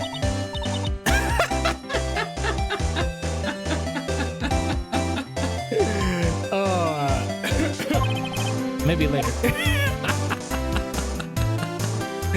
Okay. Hi. Hello. Let's talk. Oh, wait. Forget that. Have you ever seen this before? Excuse me, but I'm a witness, a police witness. You understand. How could I possibly give you any information in good conscience? Me, the witness. It's just like in the movies. It's just my badge, man. And you can't even comment on my badge? You're too good for my badge? Is that what you're saying? Nobody's too good for my badge. Fuck you. What you witness? Do you think you can tell me something? I need you to describe what you observed at the time of the incident. Ooh, observe. Incident. He sounds just like a lawyer in the movies. I like a man with the... Nope. Nope. Nope, you're not getting me with that. Nope. Vocabulary. That's it. Nope. You better not encourage her. You know that thing that happened the other day, the bad thing? Yo, you alright, Phoenix? What did you see when it happened? I don't suppose you could tell me about it. Pretty please. Let me see. Well, dream on. If you want to know, you just have to come to court tomorrow, Mr. Lawyer. Oh boy. Could you... Just who exactly are you? Ooh, Mr. Lawyer, are you hitting on me? No! Hey, I'm just doing my job here. You know you're cute when you blush. Believe me, this is the first time in my life I've blushed this much. Right. Could you just tell me what it is you do? Well, no. And you had your little hopes up, didn't you? Oh boy. Tell me about this room. I see there are 2 glasses on the table. Is someone staying here with you? Ooh, what amazing powers of observation. You must be one of those famous detectives, like on television. Oh, no, not me. I'm just a lawyer. Say, Mr. Big Detective, why don't you go look for clues in the garbage? Miss May doesn't like nosy little lawyers. Oh boy. Okay, that's it. Bye-bye, bitch. I'm moving. Let's go back here. Seems like Mr. Grossberg is out. Well, maybe I should just wait here for him to come back. If that wasn't the most over-the-top clearing of the throat I've heard. Aha! So, you're the one they say has been looking for me. Yes, that's me. He looks even grander than I imagined. That badge in your collar. Ah, so you're a lawyer, are you now? Yes, well, yes. And what do you want? I'm not particularly busy these days. Please, proceed. Not busy? Then how come no one can get in touch with you? Something the matter? You came to see the one and only Marvin Grossberg, did you not? Well, here I am, boy. What do you want? Out with it. Well, sir, actually, it's about Maya Fey. Yes, Maya Fey. Go on. What's your reaction? I'm really quite busy here, son. I can't go taking cases on a day's notice. Nope, it's quite impossible. Wait a second. How did you know that the trial was tomorrow? Anyway, I'm afraid it's entirely impossible for me to represent her. Sorry, end of discussion. What's going on? He confused me before I even got a chance to ask him. What do I tell Maya? Anything new with any stuff that you got over here? Nope. Okay. Can I present to you my Cronut badge? Very sorry, but I've got nothing to say regarding this matter. For fuck's sake. Okay. Let's talk about your refusal. How can you just refuse like that? Please, tell me why you won't take the case. Well, you see, it's just... I'm busy, you see. Yeah, see? But the client is Mia-Faye's sister. Mia trusted you. She knew her sister would be in good hands. Yes, of course, I know that. However, I'm sorry, but I must refuse. Sorry, goodbye. Creep. Calling him a creep? Over what the fuck, Phoenix? No, that's not what you use creep for. No, what? Just because you refuse to... Just because you refuse to represent someone does not make him a creep. I think you got your definitions wrong, buddy. You need to go back and learn, apparently. Fine. I don't have time to argue with you anyway. I'll go look elsewhere. I think not. Huh? Did you say something? I think not, I said. What do you mean? I'm terribly, terribly sorry. But I'm afraid that no lawyer worth their salt will take on this particular case. Terribly sorry, my boy. Why? I cannot say. I beg your pardon, but could you leave now? I've nothing more to discuss with you. What's going on here? No, we're not done yet. How did you know Mia-Faye? She worked here a long time ago. Quite the apprentice, that one. Learned my techniques in the blink of an eye. She left one day, quite suddenly. She had a mission, you see. A mission? You could see it in her eyes. Like a big pizza pie, she followed it with burning passion. Never looked back, that one. Okay, what about that painting? That's quite a painting. Aha! You noticed. That's my pride and joy. Impressive, isn't it? Well, isn't it? The color of the sky, the hue of the sea, the weave of the straw hat. It's worth at least 3 million. I have no intention of parting with it, of course. No, I won't sell it. Not even to you. I wasn't interested. It's all for sale. I'm not buying. Jeez. Okay, anyway. Bye-bye. Let's regroup. Looks like Detective Gumshoe has gone home. The police are still keeping themselves busy in the chief's office. No one has time to talk to me. Guess I'll head out. Okay. Then let's go to the detention center. I got some bad news. September 6th, 3:42 p.m. Detention Center Visitors Room. Hiya. Oh, you're back. Did you find a lawyer? Well, what do I tell her? Well, see, just be honest. I really don't think you should use that guy. He didn't seem healthy. He was all skin and bones. What really happened? You don't mean he refused to help? Sure. I see. I've been abandoned then. Oh, come on, girl. Don't... Hey, look what I got. I got your phone. Hey, I got your cell phone back. Oh, say, can I listen to my sister's voice?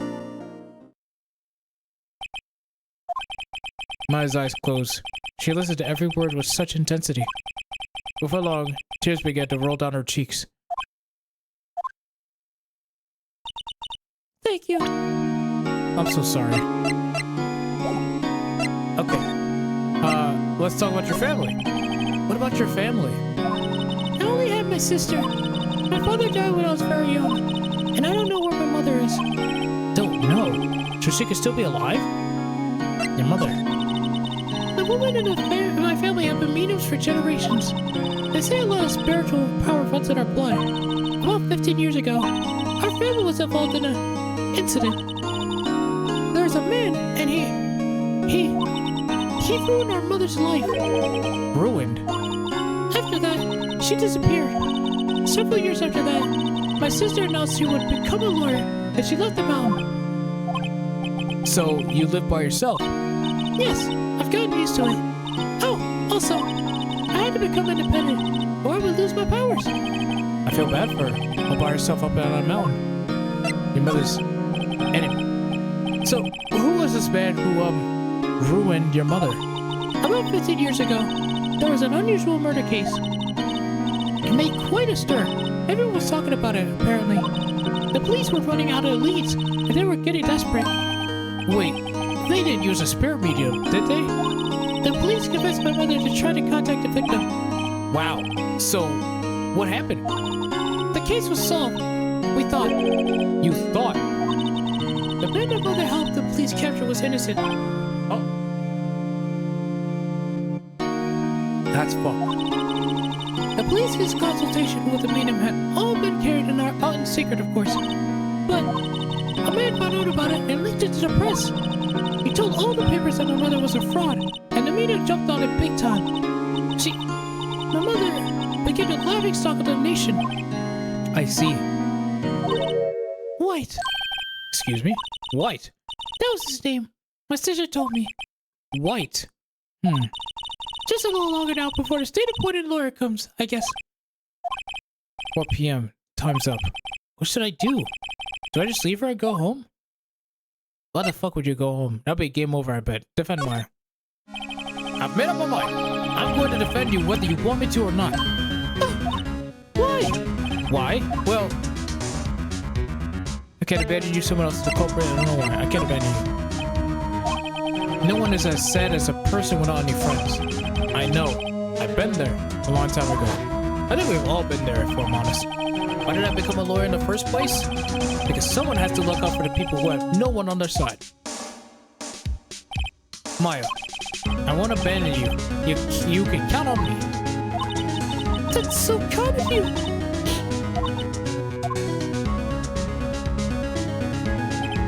Well, let's fight this one and get you out of here. Right. Thank you. Whew. She smiled at last. She looks like an entirely different person. One last question. You are innocent, right? Yes. I trust you. So you trust me too, okay? It's a deal. So, what next? There's something that's been bugging me. Just what was inside that strange woman's drawer? It was when I tried to look into that drawer that she got all defensive. There has to be something in there. Okay. Can I present this to you now? Will you say something? Nope. Sorry, I've never seen that before. Okay, that's fine. Okay, you wait here. We go to Geekwater. Oh, this guy. Okay. Give me a quick sec. I'm just gonna go ahead and put everything in the dryer, and then we'll be back. Okay, so I will be right back. Get that going again. Hide this. Hide my face. Hide the layout. Put this on. Okay, I'll be right back. Enjoy music again.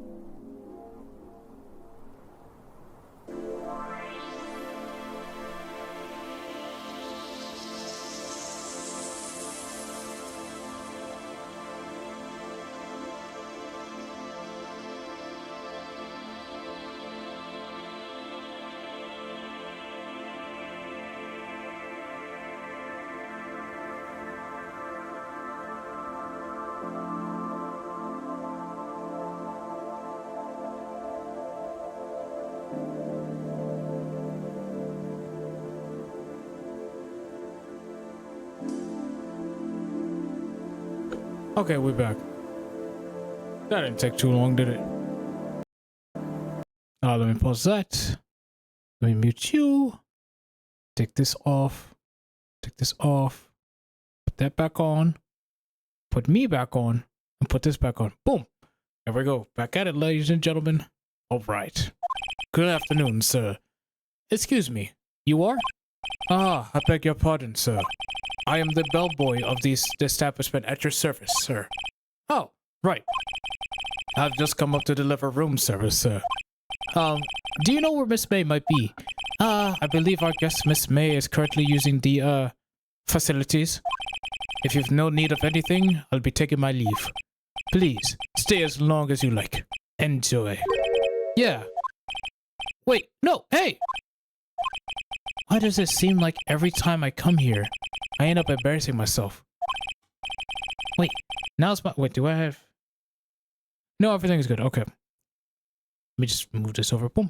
Wait, now's my chance to snoop around a bit. Ah, I almost forgot. Gah! You came back quick. Might I ask you to inform Miss May that there is a message for her? Please tell her that Mr. White of Blue Corp phoned. Why am I talking like this? I don't know. Oh, right, sure. Mr. White of Blue Corp. Who ever heard that name? Wait, that was his name. My sister told me. White was the name of the guy who ruined me and Mai's mother. Could it be a coincidence? I don't know, but fuck all that. Let's look at this. Yeah! There's a screwdriver sticking out of the half-open drawer. Now's my chance to see what's inside. What do we have here? Oh, wiretap? What would a woman like her be doing with a thing like this? Wiretap added to the court record found in Miss May's hotel room. There is definitely something suspicious about this Miss May. Why would she have something like this in her hotel room? There's a story behind all this. I know it! All right. I'll be using this bit of evidence in tomorrow's trial, that's for sure. For my sake. I'll get to this woman's bottom. Wait, I mean... You know what I mean. Oh, bellboy. Still there? Uh-oh. Time to scram. I look forward to tangoing with you tomorrow, Miss May. In court. Yeah. To be continued. Man, I could really feel the Nico B references. Like all the references, because I used to watch Nico play this as well. I watched this playthrough of this. I watched this playthrough of Trials and Tribulations before I did my Let's Play. I watched this playthrough of Justice for All. No, sorry. Just flip that. I did Justice for All, and I watched this playthrough of Trials and Tribulations and the games from then on. I didn't watch everything, but I did watch a good bit of the stuff, so...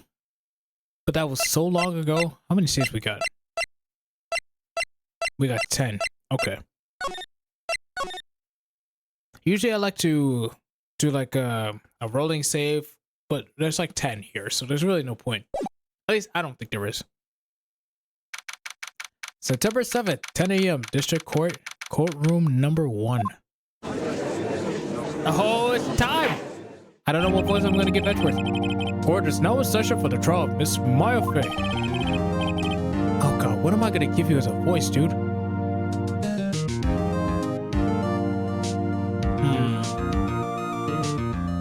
The prosecution is ready, Your Honor. I don't know if that's good. Is that good? Can nobody see if I picked that up? Let me see. The prosecution is ready, Your Honor. The defense is ready, Your Honor. Miles Edgeworth. I better not show any signs of weakness today, or he'll be on me in an instant. Mr. Edgeworth, please give the court your opening statement. Thank you, Your Honor. The defendant, Miss Maya Fey, was at the scene of the crime. The prosecution has evidence she committed this murder, and we have a witness who saw her do it.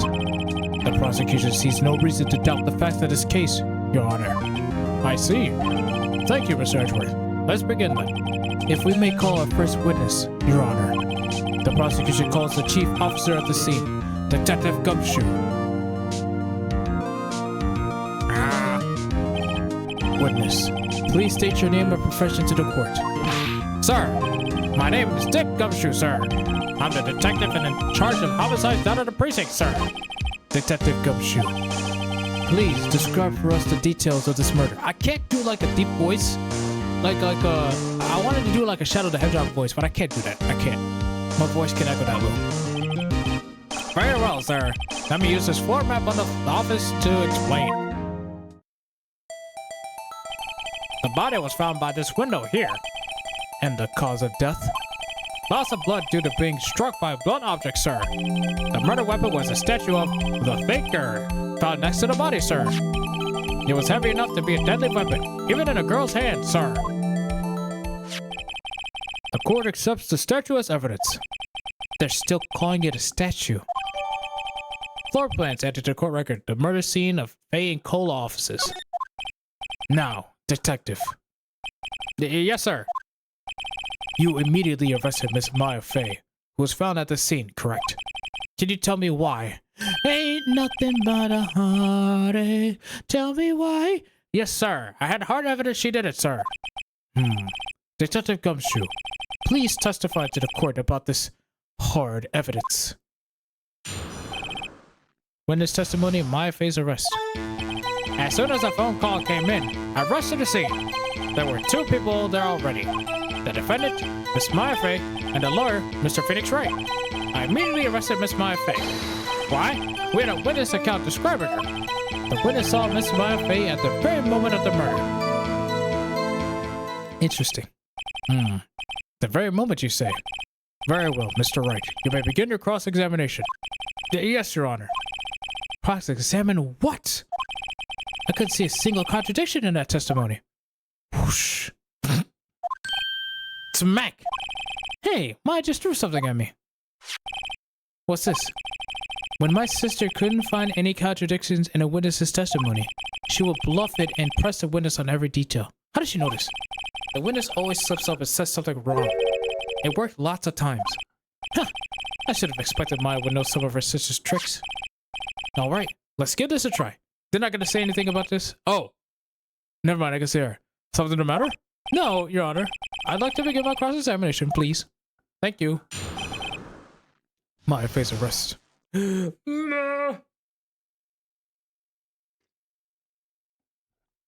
My poor voice.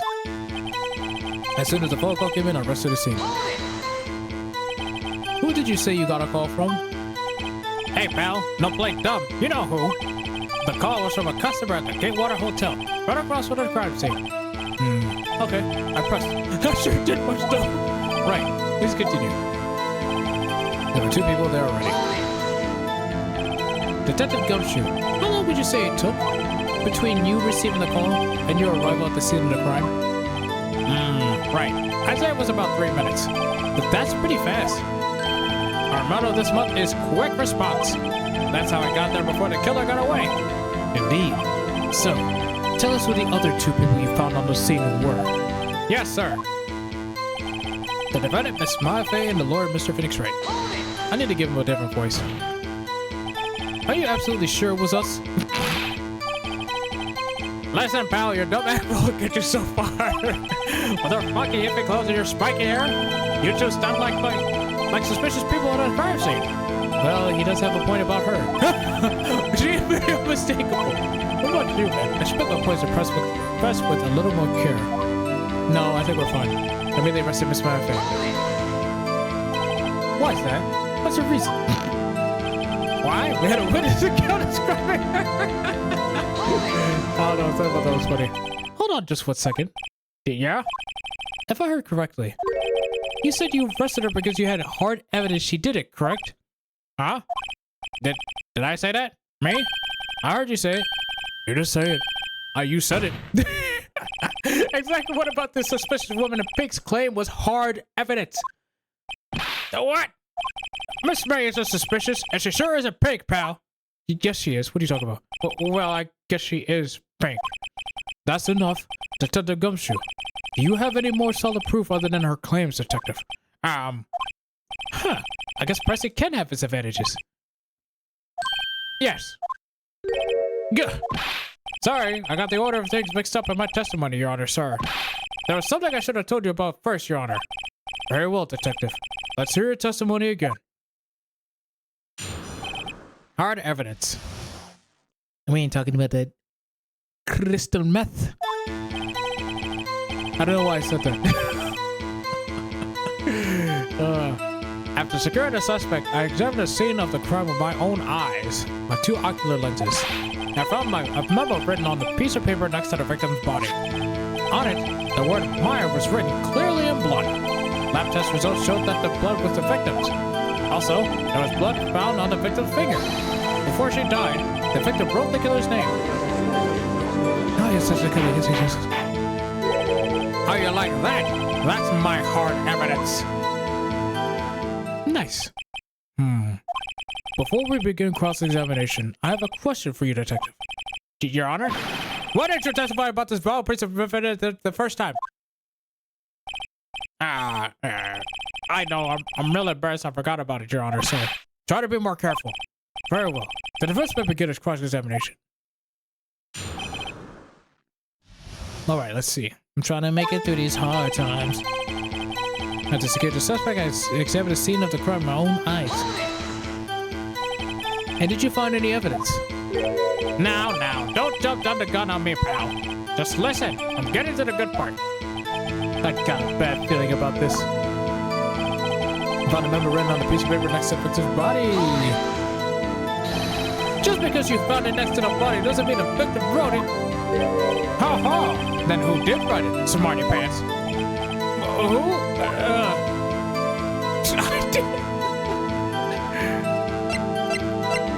The killer. The killer!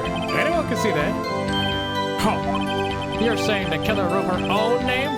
Buddy, please. She was framed. Hold on. If that's the case, where's your evidence? Ah, shit. I guess that was a bit of a tall order for you. Those without evidence shouldn't open their mouths, Mr. Wright. Yeah, pal. Well, Detective, tell us what was written on that memo you found. On it, the word "mine" was written clearly in blood. I keep pressing. Fuck you. Do you have proof it was me who wrote that? Of course I do, pal. Oh, you sounded pretty confident. This might not be good. Lab test results showed the blood was the victim's. What kind of tests were these again? Huh? What kind? Well, I hear they take the, little bits of the blood, the hemoglobin, hermogoblins, hermogoblin, bobbin.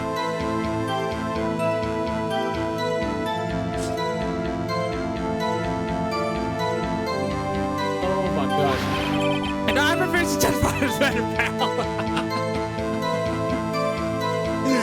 I'm no expert on blood tests. Yes, that was quite clear. You could test me. No thanks, pal. I mean, Your Honor, sir. Detective Gumshoe. Yeah? I look forward to your next evaluation, as should you. Uh-oh. That was a mess. Right, where was I? Also, there was blood found on the victim's finger. On which hand was the bloody finger, Detective? The right hand. She was right-handed. Ha ha ha! Nice try. No, I guess it wasn't too hard to see what I was getting at there. Before she died, the victim wrote the killer's name. Detective Gumshoe, do you get a lot of cases where the victim actually writes the killer's name? Sure, it happens all the time in books and movies. This isn't a movie, Detective. Let's talk about reality, shall we? I guess I haven't heard of many cases. No. Don't you find it a little odd that the victim would write down a name, especially the name of her own sister? Yeah, actually, you got a point, pal. Stop right there. The witness's opinion on this matter is irrelevant. The facts are clear. The victim wrote down the name of the accused. The victim told us the name of her killer. Order! Order! That didn't go so well. But that's right. What he said. That's his whole testimony. Okay, there has to be a contradiction in there somewhere. Let's find it.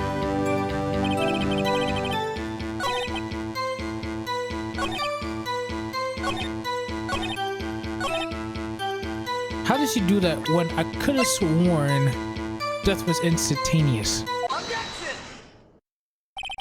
Detective Gumshoe, there's one thing I want you to clarify for me here. You say that the victim, Mia Fey, wrote this note, that she was accused of the defendant, Mia Fey? That's really what you're saying? What? This isn't one of those lawyer tricks now, is it? Of course you wrote it. Who else could have? You have it backwards, detective.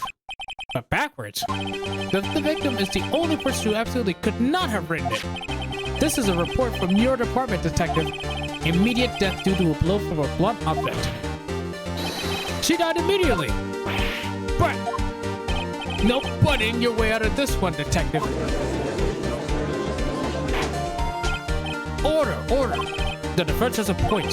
Someone who died immediately wouldn't have had the time to write anything down. Mr. Wright, I beg your pardon.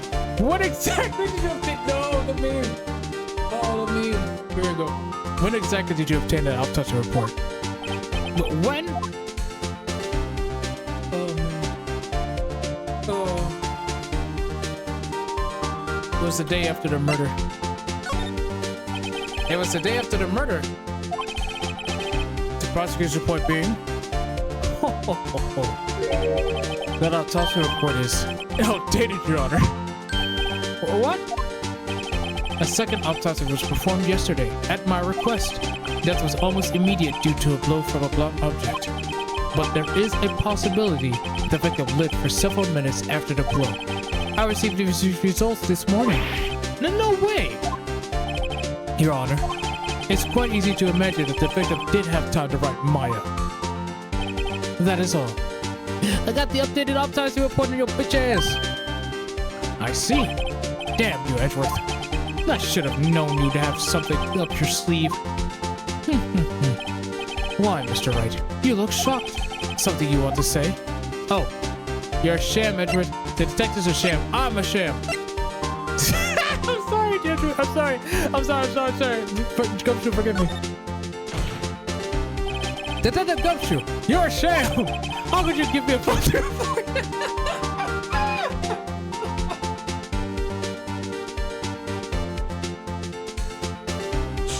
Oh my god.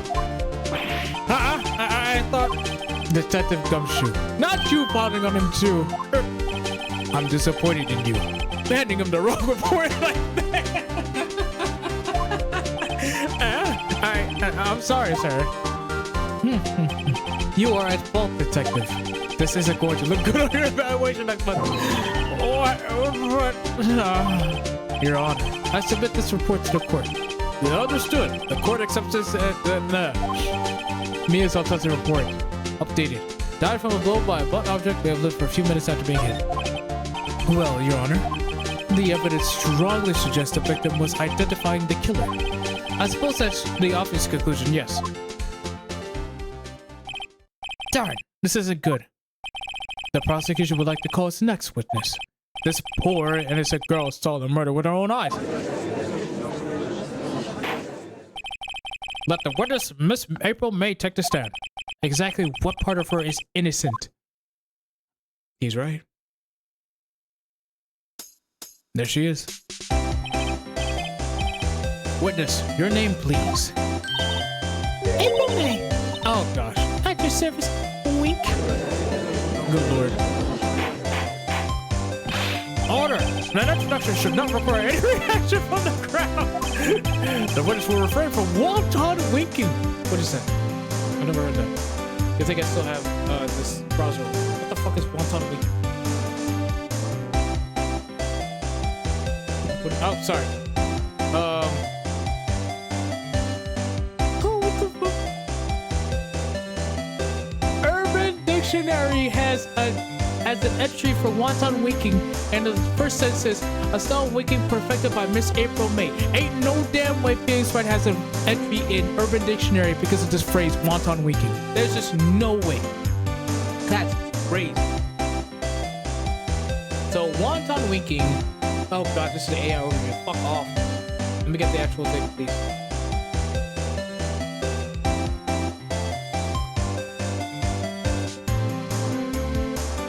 Fine. Okay, I'll read this because it won't give me a thing. I don't want to use the AI bullshit though. What the hell is this? Urban Dictionary. Okay, fine. Okay. So the wonton prefix presumably refers to a Chinese dumpling, often served with very spicy noodles, although April May shares no likenesses with the dumpling besides her lack of intelligence. Damn. And it says, Judge April May, the witness will refrain from wonton winking. The judge, Biggs Wright, Ace Attorney. Back in 2008. Holy shit. So it's not wonton, it's wonton with an A? Fuck it, dude. Wonton, the word wanton, W-A-N-T-O-N, means sexually unrestrained, lewd, or behaving in an elastic way. In the context of the phrase, it describes someone winking in an overly flirtatious, unrestrained, or inappropriate manner. And then the wonton, you already know what that is. Chinese dumpling, typically filled with meat, seafood, or vegetables. Ace Attorney did misspelling. The error comes from the game Ace Attorney, where a character, April May, is reprimanded by the judge for winking. The judge intends to say refrain from wanton winking, but due to a typo, he instead says refrain from wonton winking with O. Because the original version is often cited as the source of this humorous misunderstanding. That's crazy. That's crazy. I've never heard of this phrase before this game, so I never once decided to look up what it meant. But now I know. And now you know too, if you didn't know. And now you also know that there's an entry in Urban Dictionary for this game, in this case, and this girl, and the judge. That's crazy. Oh, yes, Your Honor. This is not good. She's already captured the heart of every man in this courtroom. Tell us, where were you on the night of September 5th when the murder occurred? Gee, I was, like, in my hotel room. I checked in right after lunch. And this hotel is directly across from the Fay and Co law offices. That's right. Nope. You ain't getting me to say that. Nope.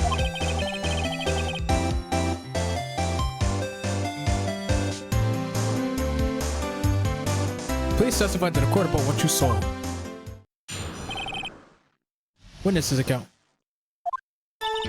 It was like 9 o'clock at night. I looked out the window, you know, and then, I saw a woman with long hair being attacked. The one attacking her was the mousy girl sitting in the defendant's chair. Then the woman, like, dodged to one side and ran away. But that girl, she got up to her and she hit her. I did not hit her, no. Hi, doggy. Hi, Mark.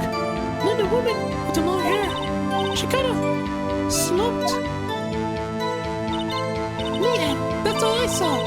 Every little bitsy. Oh, stop wanton winking. Every little bitsy. Oh, what's bitsy witsy wink. Well, Your Honor. I see. It is a remarkably solid testimony. I don't see a need to trouble the witness any. Wait, Your Honor. Yes, Mr. Wright? What about my cross-examination? I thought the witness's testimony just was quite firm. Motherfucker, you just told her to stop doing the wanton winking, and you're staring at her tits. Be for real. Be for fucking real, dog. You old fucking dog. You just be fucking for real, bitch. Didn't you?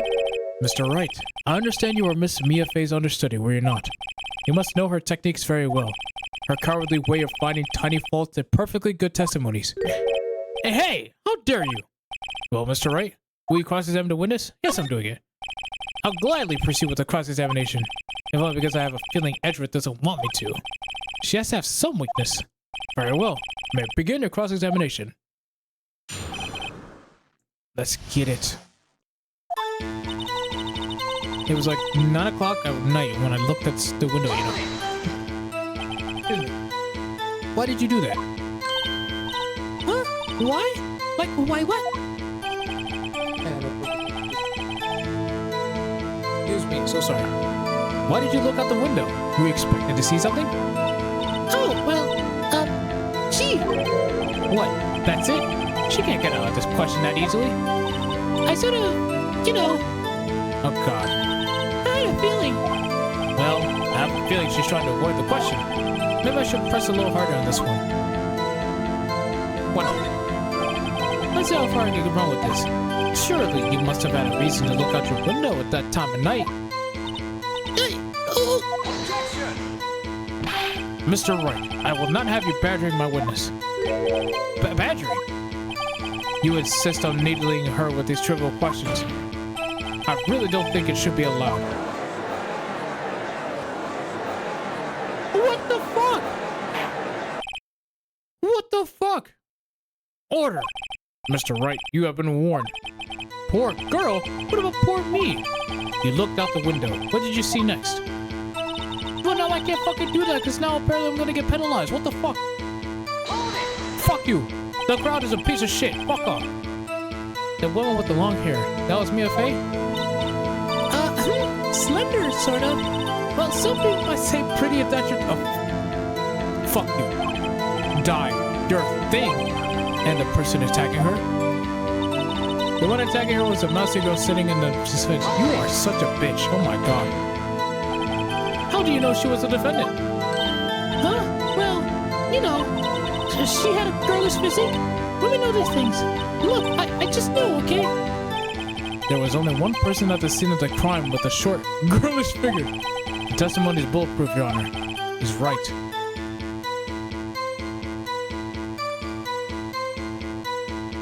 Do I want to push it? I want to push it. Hold on a minute. That testimony stinks. What? Miss May, I'm willing to bet that.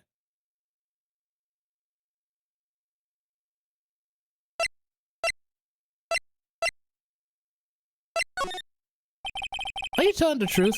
Did you really see the defendant? Mr. Wright, what's the meaning of this? Yes, what is the meaning? Somebody tell me because I'm clueless. About this, I mean. Okay. If you had really witnessed my client, Maya Fey, you would have noticed her clothes before noticing her physique. True. No one wears clothes like this on a daily basis except for you're not helping things. You're just making it worse. You're making her dog. I mean, you're helping things, but you're also just... And people are gonna think she's weird. That's not her fault for wearing this outfit, bro. Like, oh my god. And I'm no expert of fashion, but her hairdo looks marvelous. You wanna talk with your spiky ass hair, boy? You see how that shit's going in the back of your head like that? Who the fuck has hair like that? What are you, Sonic the Hedgehog? You're blue like him. You're Sonic wannabe. What the fuck? Why am I trying to go after Phoenix right now? I don't He doesn't deserve this. However, the witness's testimony mentions neither of those things. The testimony is bogus. But... Still, we don't know if she was dressed that way the night of the murder. She was, Your Honor. I saw her. And so did Detective Gumshoe. What do you have to say to that, Miss May? Oh, no. What are you trying to say, you mean lawyer? I saw what I saw. Just as like all the trifling little details were necessary, darling. Miss May, the court would like to remind you to please omit nothing in your testimony. I'm sorry, Your Honor. Oh. I'm sorry. No, I'm not reading that. I'm not reading that. Your testimony again, if you would. Damn, I almost had her. Witness's account. I did see everything. I did. The victim, the woman dodged the first attack and ran off to the right. Then the girl in the hippie clothes ran after her. And she hit her with a weapon. I saw it, I did. That clock, the kind of statuary clock, the thicker, I think. Well, is the accuracy of my part not stolen you? Tee-hee. I already see what we need to present on. I see. I only wish you had been so detailed from the beginning. Please begin the cross-examination. Gladly. I got to see her. I got to see her.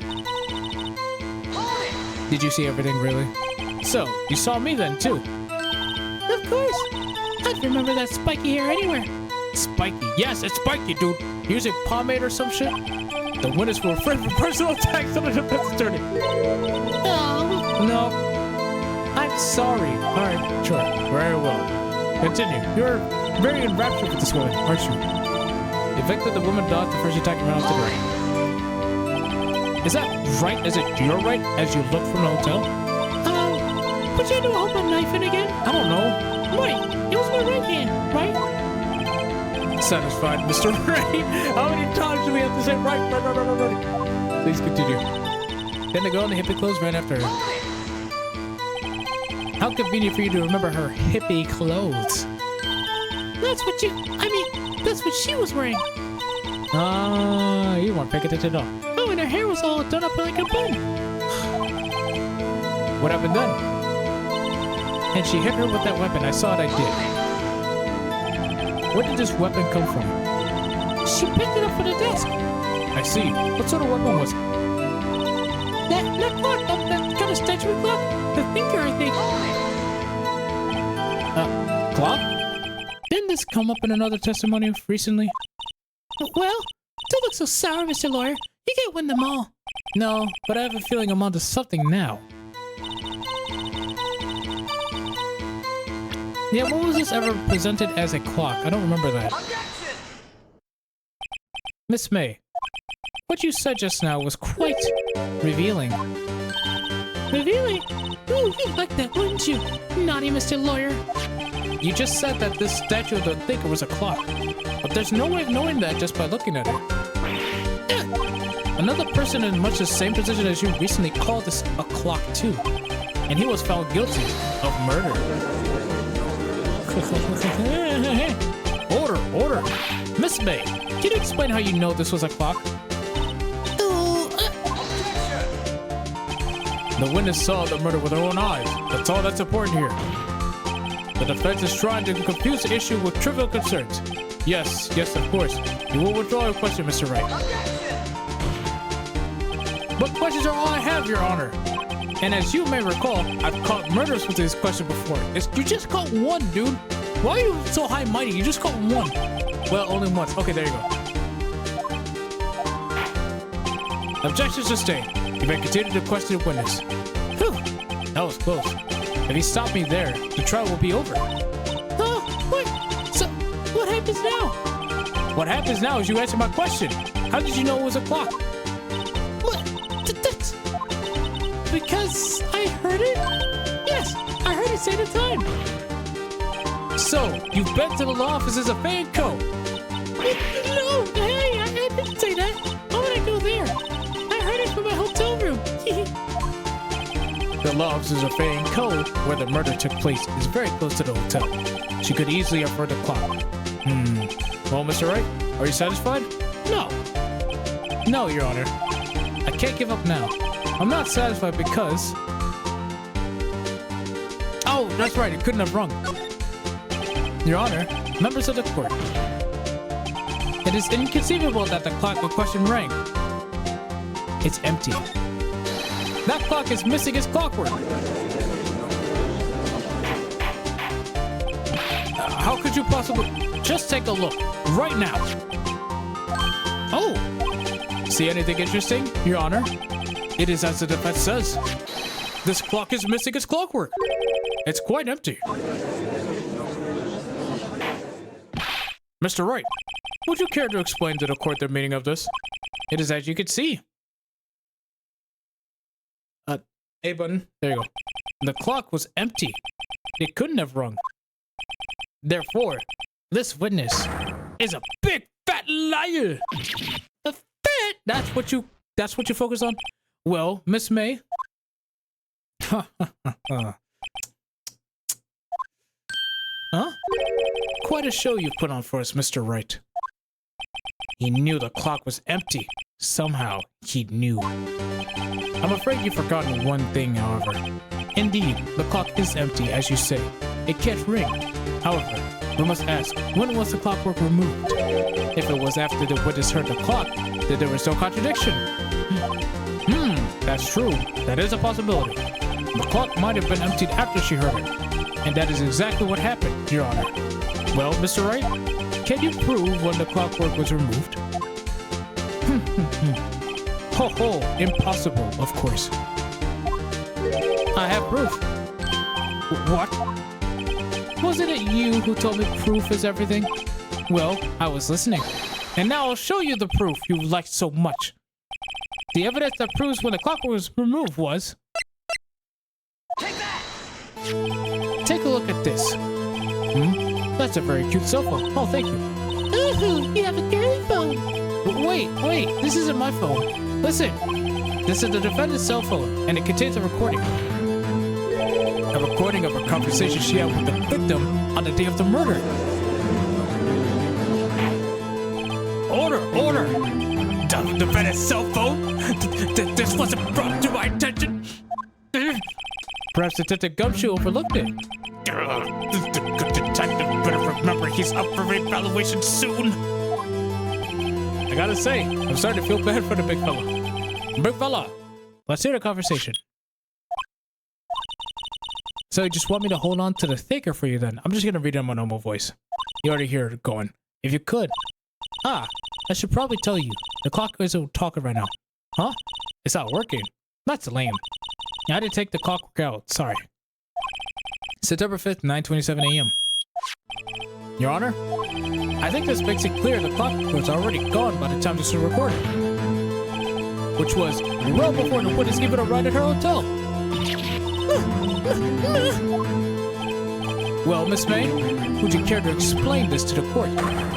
Just how did you know the weapon was a clock? Well, isn't it obvious? I saw the clock before. What store was that again? I go to so many. Oops, I forgot. Wink. So the witness has seen it before. That would make sense. Does the defense have any objections, Mr. Wright? The witness claims she had seen it before, but this directly contradicts a piece of evidence already submitted to this court. Well then, let's see it. Please produce this evidence that would prove the witness had not seen the clock before. Isn't it just a thinker again? Take that! It's simple. This clock was never in every store, ever. What? A friend of mine made that clock. Only 2 exist in the world, and the one that isn't here is in police custody. Impossible. Everything is still in stores. Miss May, I think it's high time you went shopping for a better excuse.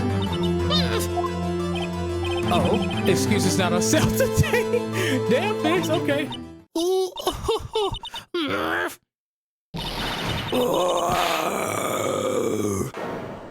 Oh. Damn. What's it to you, porcupine head? That stupid clock doesn't matter, okay? She did it, and she should die for it. Die! Damn. Whoa, let's not get ahead of ourselves. This is a court of law, and the witness will remain calm.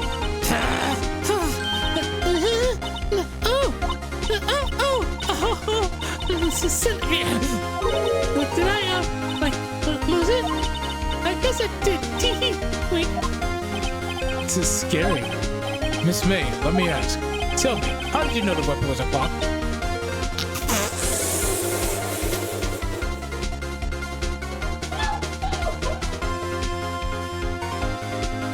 Oh my god, the dead stare. Oh dear. There's a defense written on this paper. Okay, this is it. Yes, Your Honor. Now let me explain how I see the truth of the matter.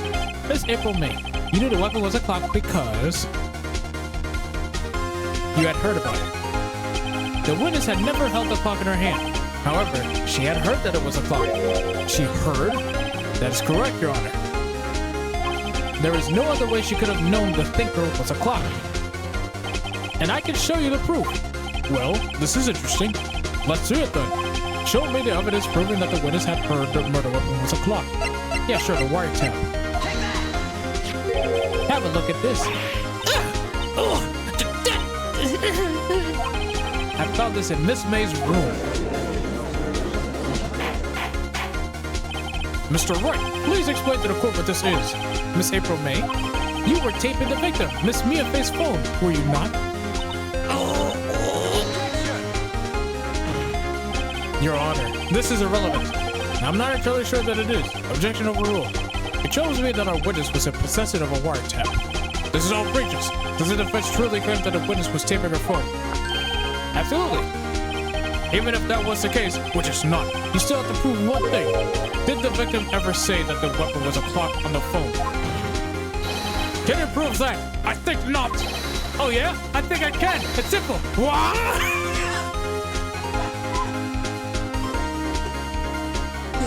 That always gets me. That always gets me. Here's my proof. The proof that the victim said on the phone that the weapon was a clock is it not the phone itself? Yeah, the clock isn't talking right now. The thinker. It's right there. Now present the defendant's cell phone. Yes, we've seen that. Listen once more to the conversation between the defendant and the victim. Mia, what's up? You haven't called in a while.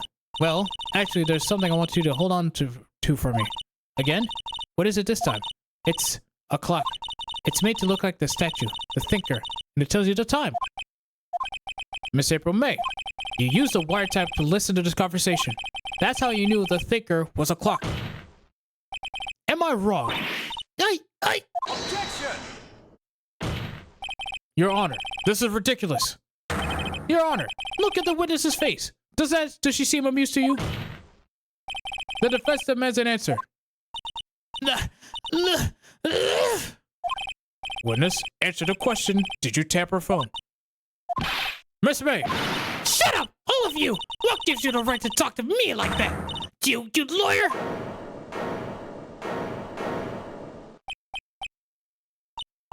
It's not fair! All of you kicking up on me like that! Oh, so I'm the bad girl. Is that it? Is that it? Me. That did it. The court's seen the real Miss April May now. Now to deal the final blow. Why the wiretap? Why did you tap her phone? Answer the question. Do I have to? Isn't this a murder trial? Isn't tippity tapping irrelevant? She's saying exactly what Edward wants her to say. Miss May, you were tapping the victim's phone. I hardly call that irrelevant. While this court does not condone the defendant's tone of voice, he has a point. Well, Miss May, do you have an explanation to the court? Can you prove you had nothing to do with this murder, even though you tapped her phone? Ha! I can see her pull that off. Mr. Lawyer, I saw the evil grin. You were probably thinking, I'd like to see her pull that off, weren't you? Damn, she's good. Well, you're not the first man who's... Oh my god, shut up, woman. Of course, I can, I will. You can't be serious. No way. Wait, I say, wait. Oh, and I assure you, I'm serious, Mr. Lawyer. Okay, so the killing happened around 9 o'clock at night? Why? That's just when I was getting room service for that sweet bellboy. Room service? Iced coffee, I believe it was. Iced coffee? You know, like normal coffee, but cold. If you don't drink it quick, the ice melts down, and then you have regular cold coffee. Iced coffee? Think I'm making this up? Ask the bellboy. Wink. Ergo, the witness was not at the scene of the crime of the murder. Ah! So, where does that leave us? It is my great displeasure to inform you that the witness appears to have been tapping the victim's telephone. However, that is a separate crime with no bearing on the current case whatsoever. Her testimony stands. She saw the defendant Maya Fay commit murder. No, the court didn't let her just walk away.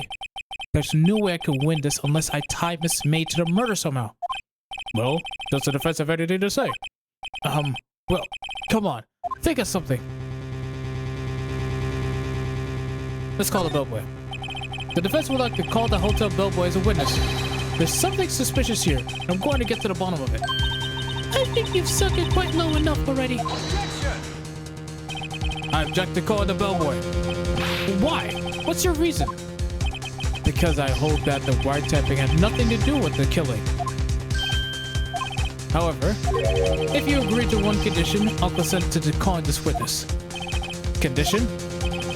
If Miss April May's alibi is not called into question after you examine the bellboy, then you will recognize that Miss April May was not the killer. Thus, she is innocent. And thereby, you must also accept the verdict of guilty from Miss Maya Fay. That is my condition. Holy shit. Save. Cheeky save. What? I better find something suspicious in that bellboy's testimony. Otherwise, Maya will be declared guilty on the spot. What should I do? Accept it. Alright, I've got nothing to lose, except for, well, everything. Understood. I accept your condition. Huh. Fool. You fell right into my trap. Wait. Very well. The court calls the hotel bellboy to the stand. I believe we're ready for the witness to testify. He certainly does look like a bellboy. Yes, sir. I received your summons in the middle of work, sir. I'm happy to be of service. That Teresa looks rather heavy. So without further ado, the witness may begin his testimony. Very good, sir. He's holding it with steady hands. That man must be super strong. Miss May's room service. I am the head bellboy at the fine Gatewater Hotel, in business for 4 generations. I believe I received a call after 8... sorry. T. Send me.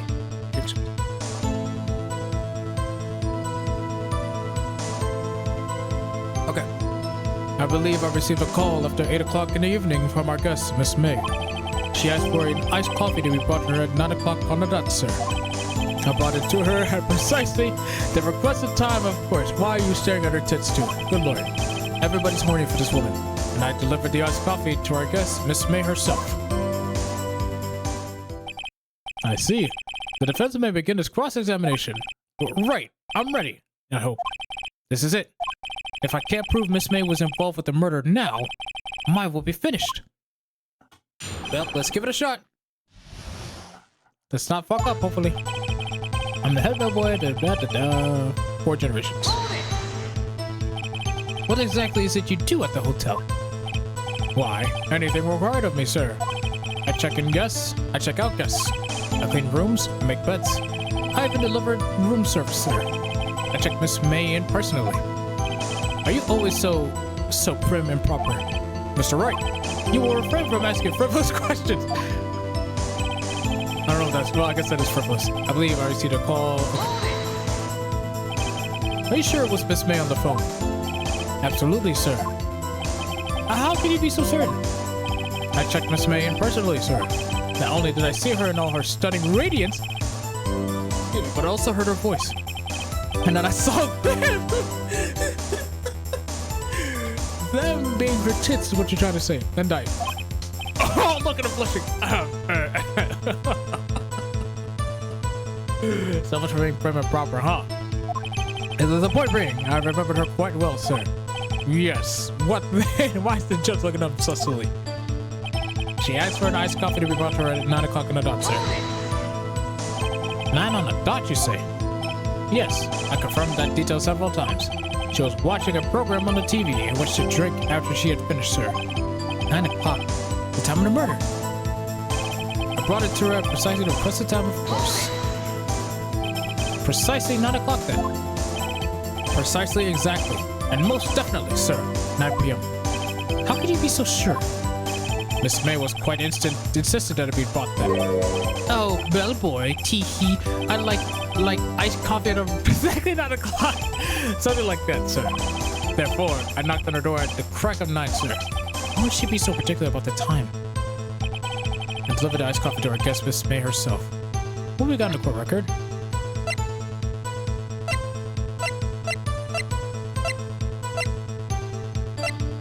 Why was she so insistent at 9 o'clock? I don't think there's anything here, right? Tonight at 9. That's why. Because Maya was supposed to see her at 9 o'clock. Is that something I could present there?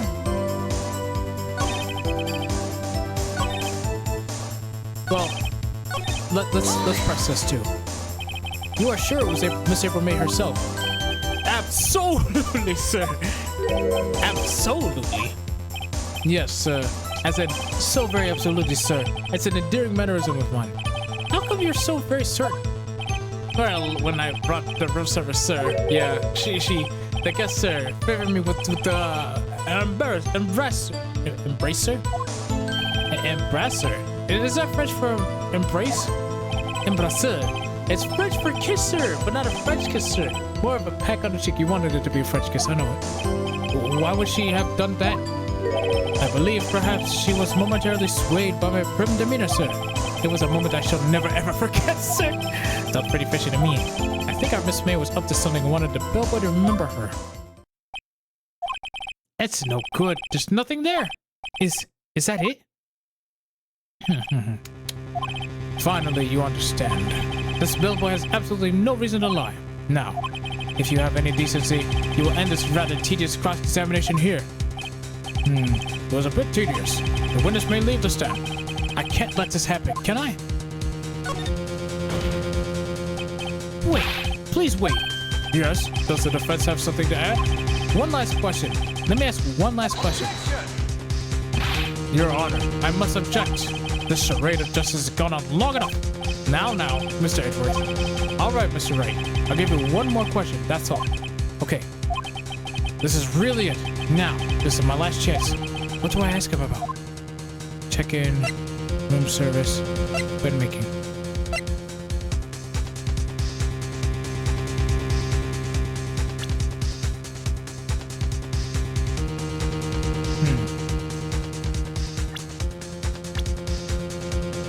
How do I... You can save at this point too? I can't believe the game lets you save here. I'm pretty sure it's room service. I'm pretty sure it's room service. Tell me again about our room service. Again, sir. At exactly 9 o'clock, I delivered room service to Mr. May in room 303. I guess I requested iced coffee. $18 was the charge I recall. I see. $18? Does that seem a bit expensive? Yes, well, iced coffee for 2. You know, and you don't skip on the ice, sir. What did he just say? What did you say? Rather, quite. Bellboy, tell us the truth now. Was someone else staying in Miss May's room? I object. That was objectionable. This game is so stupid, so silly. I love it. Objection overruled. The witness will answer the question. Yes, I see. Why did you not mention this in your testimony? Well, sir, you didn't ask. Nice try. That is the sort of thing you're normally supposed to mention. Yes, quite, indeed. It was a good barrister there, Mr. Edgeworth, who... He asked me not to mention it if I wasn't specifically asked, sir. You fool. I've done it. I've won. Well, I don't know if you've won. Miss April May checked into a twin room with a man, correct? Yes, sir. Then, when you brought them room service, you didn't see that man in the room. That's right, sir. Your Honor, we have just learned of another person involved who may have been the murderer. In light of the new fact, I hope that it's impossible to judge the defendant. Wouldn't you agree, Mr. Edgeworth? And who, Mr. Wright? Who was this other person? Simple. It was. The man with Miss May. The man who checked in with Miss May. Oof. Your Honor, as has been previously revealed, Miss April May was tapping the victim's phone. Yet Miss May herself has an alibi at the time of the murder. However, that does not clear the man that was with her. The bellboy saw no one else in the room at the time of the murder. My, what a convenient little setup. But it's too late. Too late? I suppose you'd like it if it was too late, wouldn't you? After all, it was you who hid the presence of the other man from this court. Oof. Third-rate prosecutor. No, I'm the prosecutor. Shit. Third-rate defense attorney. You know nothing. Oh, there it is. Upstart. Amateur. These accusations are ludicrous. Enough. The court acknowledges the defense's argument. I expect the prosecution and defense to look into this matter fully.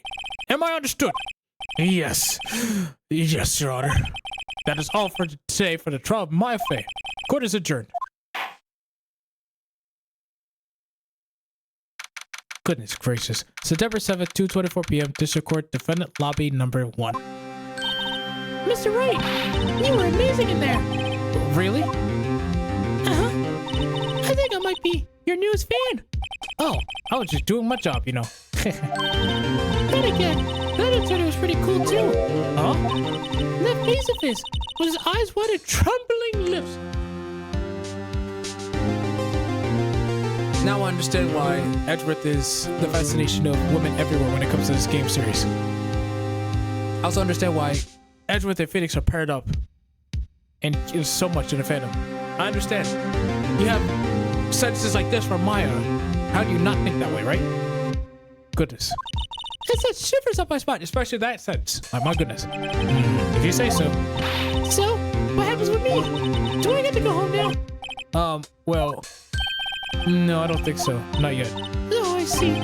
But I got a great lead in today's trial. A lead? That man with Miss May. He's the key. Oh, I get it.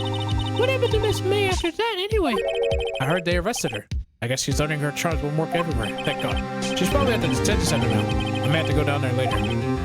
Anyway, this case is far from closed. Yes, sir. I'm going to find out more about this man. Do you think he was the one who... Maybe so. Sis, Don't worry, I'll find him by tomorrow, I promise. I'm counting on you. I asked for a full record of Miss April May's testimony. I thought it might come in handy during the trial tomorrow. But now that I have it, I'm not so sure. Most of her testimony was all lies. In fact, there's only one part that hasn't been stricken from the record. The victim dodged an attack, the victim right, but she was caught and struck. I don't know how much good this will do me at all. Now. Anyway, time to hit the pavement and do some investigating. Mine doesn't belong in that detention center. It's up to me to set her free. To be continued. Okay, I won't lie. I really did not know how long this case was. I kind of forgot. I feel bad, but you hear my voice is shot, so this is such a short stream, so I'm a little upset, but it's okay. We're gonna cut it off here. Thank you guys so much for watching up to this point. I was just hoping we were gonna finish episode 2. Clearly not, because my voice is going, and I really don't know how much I can really keep going without everything going away. You can hear it right now. It's really bad. So tomorrow we'll be back. I was thinking about changing up what RPG we play, because I was gonna play Groundlancer 2, but I think instead I'm gonna play a bit of Groundlancer probably like Saturday, and then Thursday. I don't know how long this case is, but Thursday we might come back and try to finish episode 2, depending on how long it is, because I do not know how long the chapter is, but I believe the next part we have is the investigation, and then we have the trial. So I might be able to finish it. If I don't finish it Thursday, then that's fine. Monday we'll come back to it and start it from there. Or no, fuck that. I'll probably do it Sunday. We'll see, but we'll see how it is. But thank you guys so much for watching. I appreciate you guys taking your time to come through and watch your boy play through Phoenix Wright and do voice acting until his voice goes. But I'm gonna go ahead and send you guys off somewhere. So let's see who is live that I could raid while my voice is going. Well,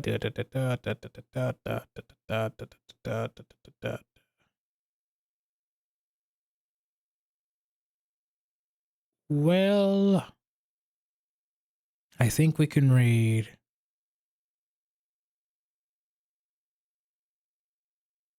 We can raid Ame, as long as she's accepting raids. Let's see.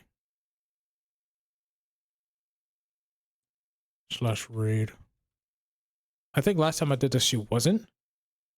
Or did I raid her yesterday? I don't remember. I think I might have raided her the last time, but let's see. Oh no, she is. Okay, cool. All right, bet. All right. Thank you guys so much for watching. We'll see you guys tomorrow. What time exactly? I have no idea. Probably sometime in the afternoon. I want to say like 3 or so. We're gonna start up a brand new RPG that I think a lot of people are gonna like. If you decide to come by and watch, I appreciate it. If not, there's no big deal. You can always watch the VOD after it's up, or you can go ahead and check out the VOD channel as well for anything that you've missed. Have a good rest of your night, and I'll see you guys tomorrow. Bye-bye!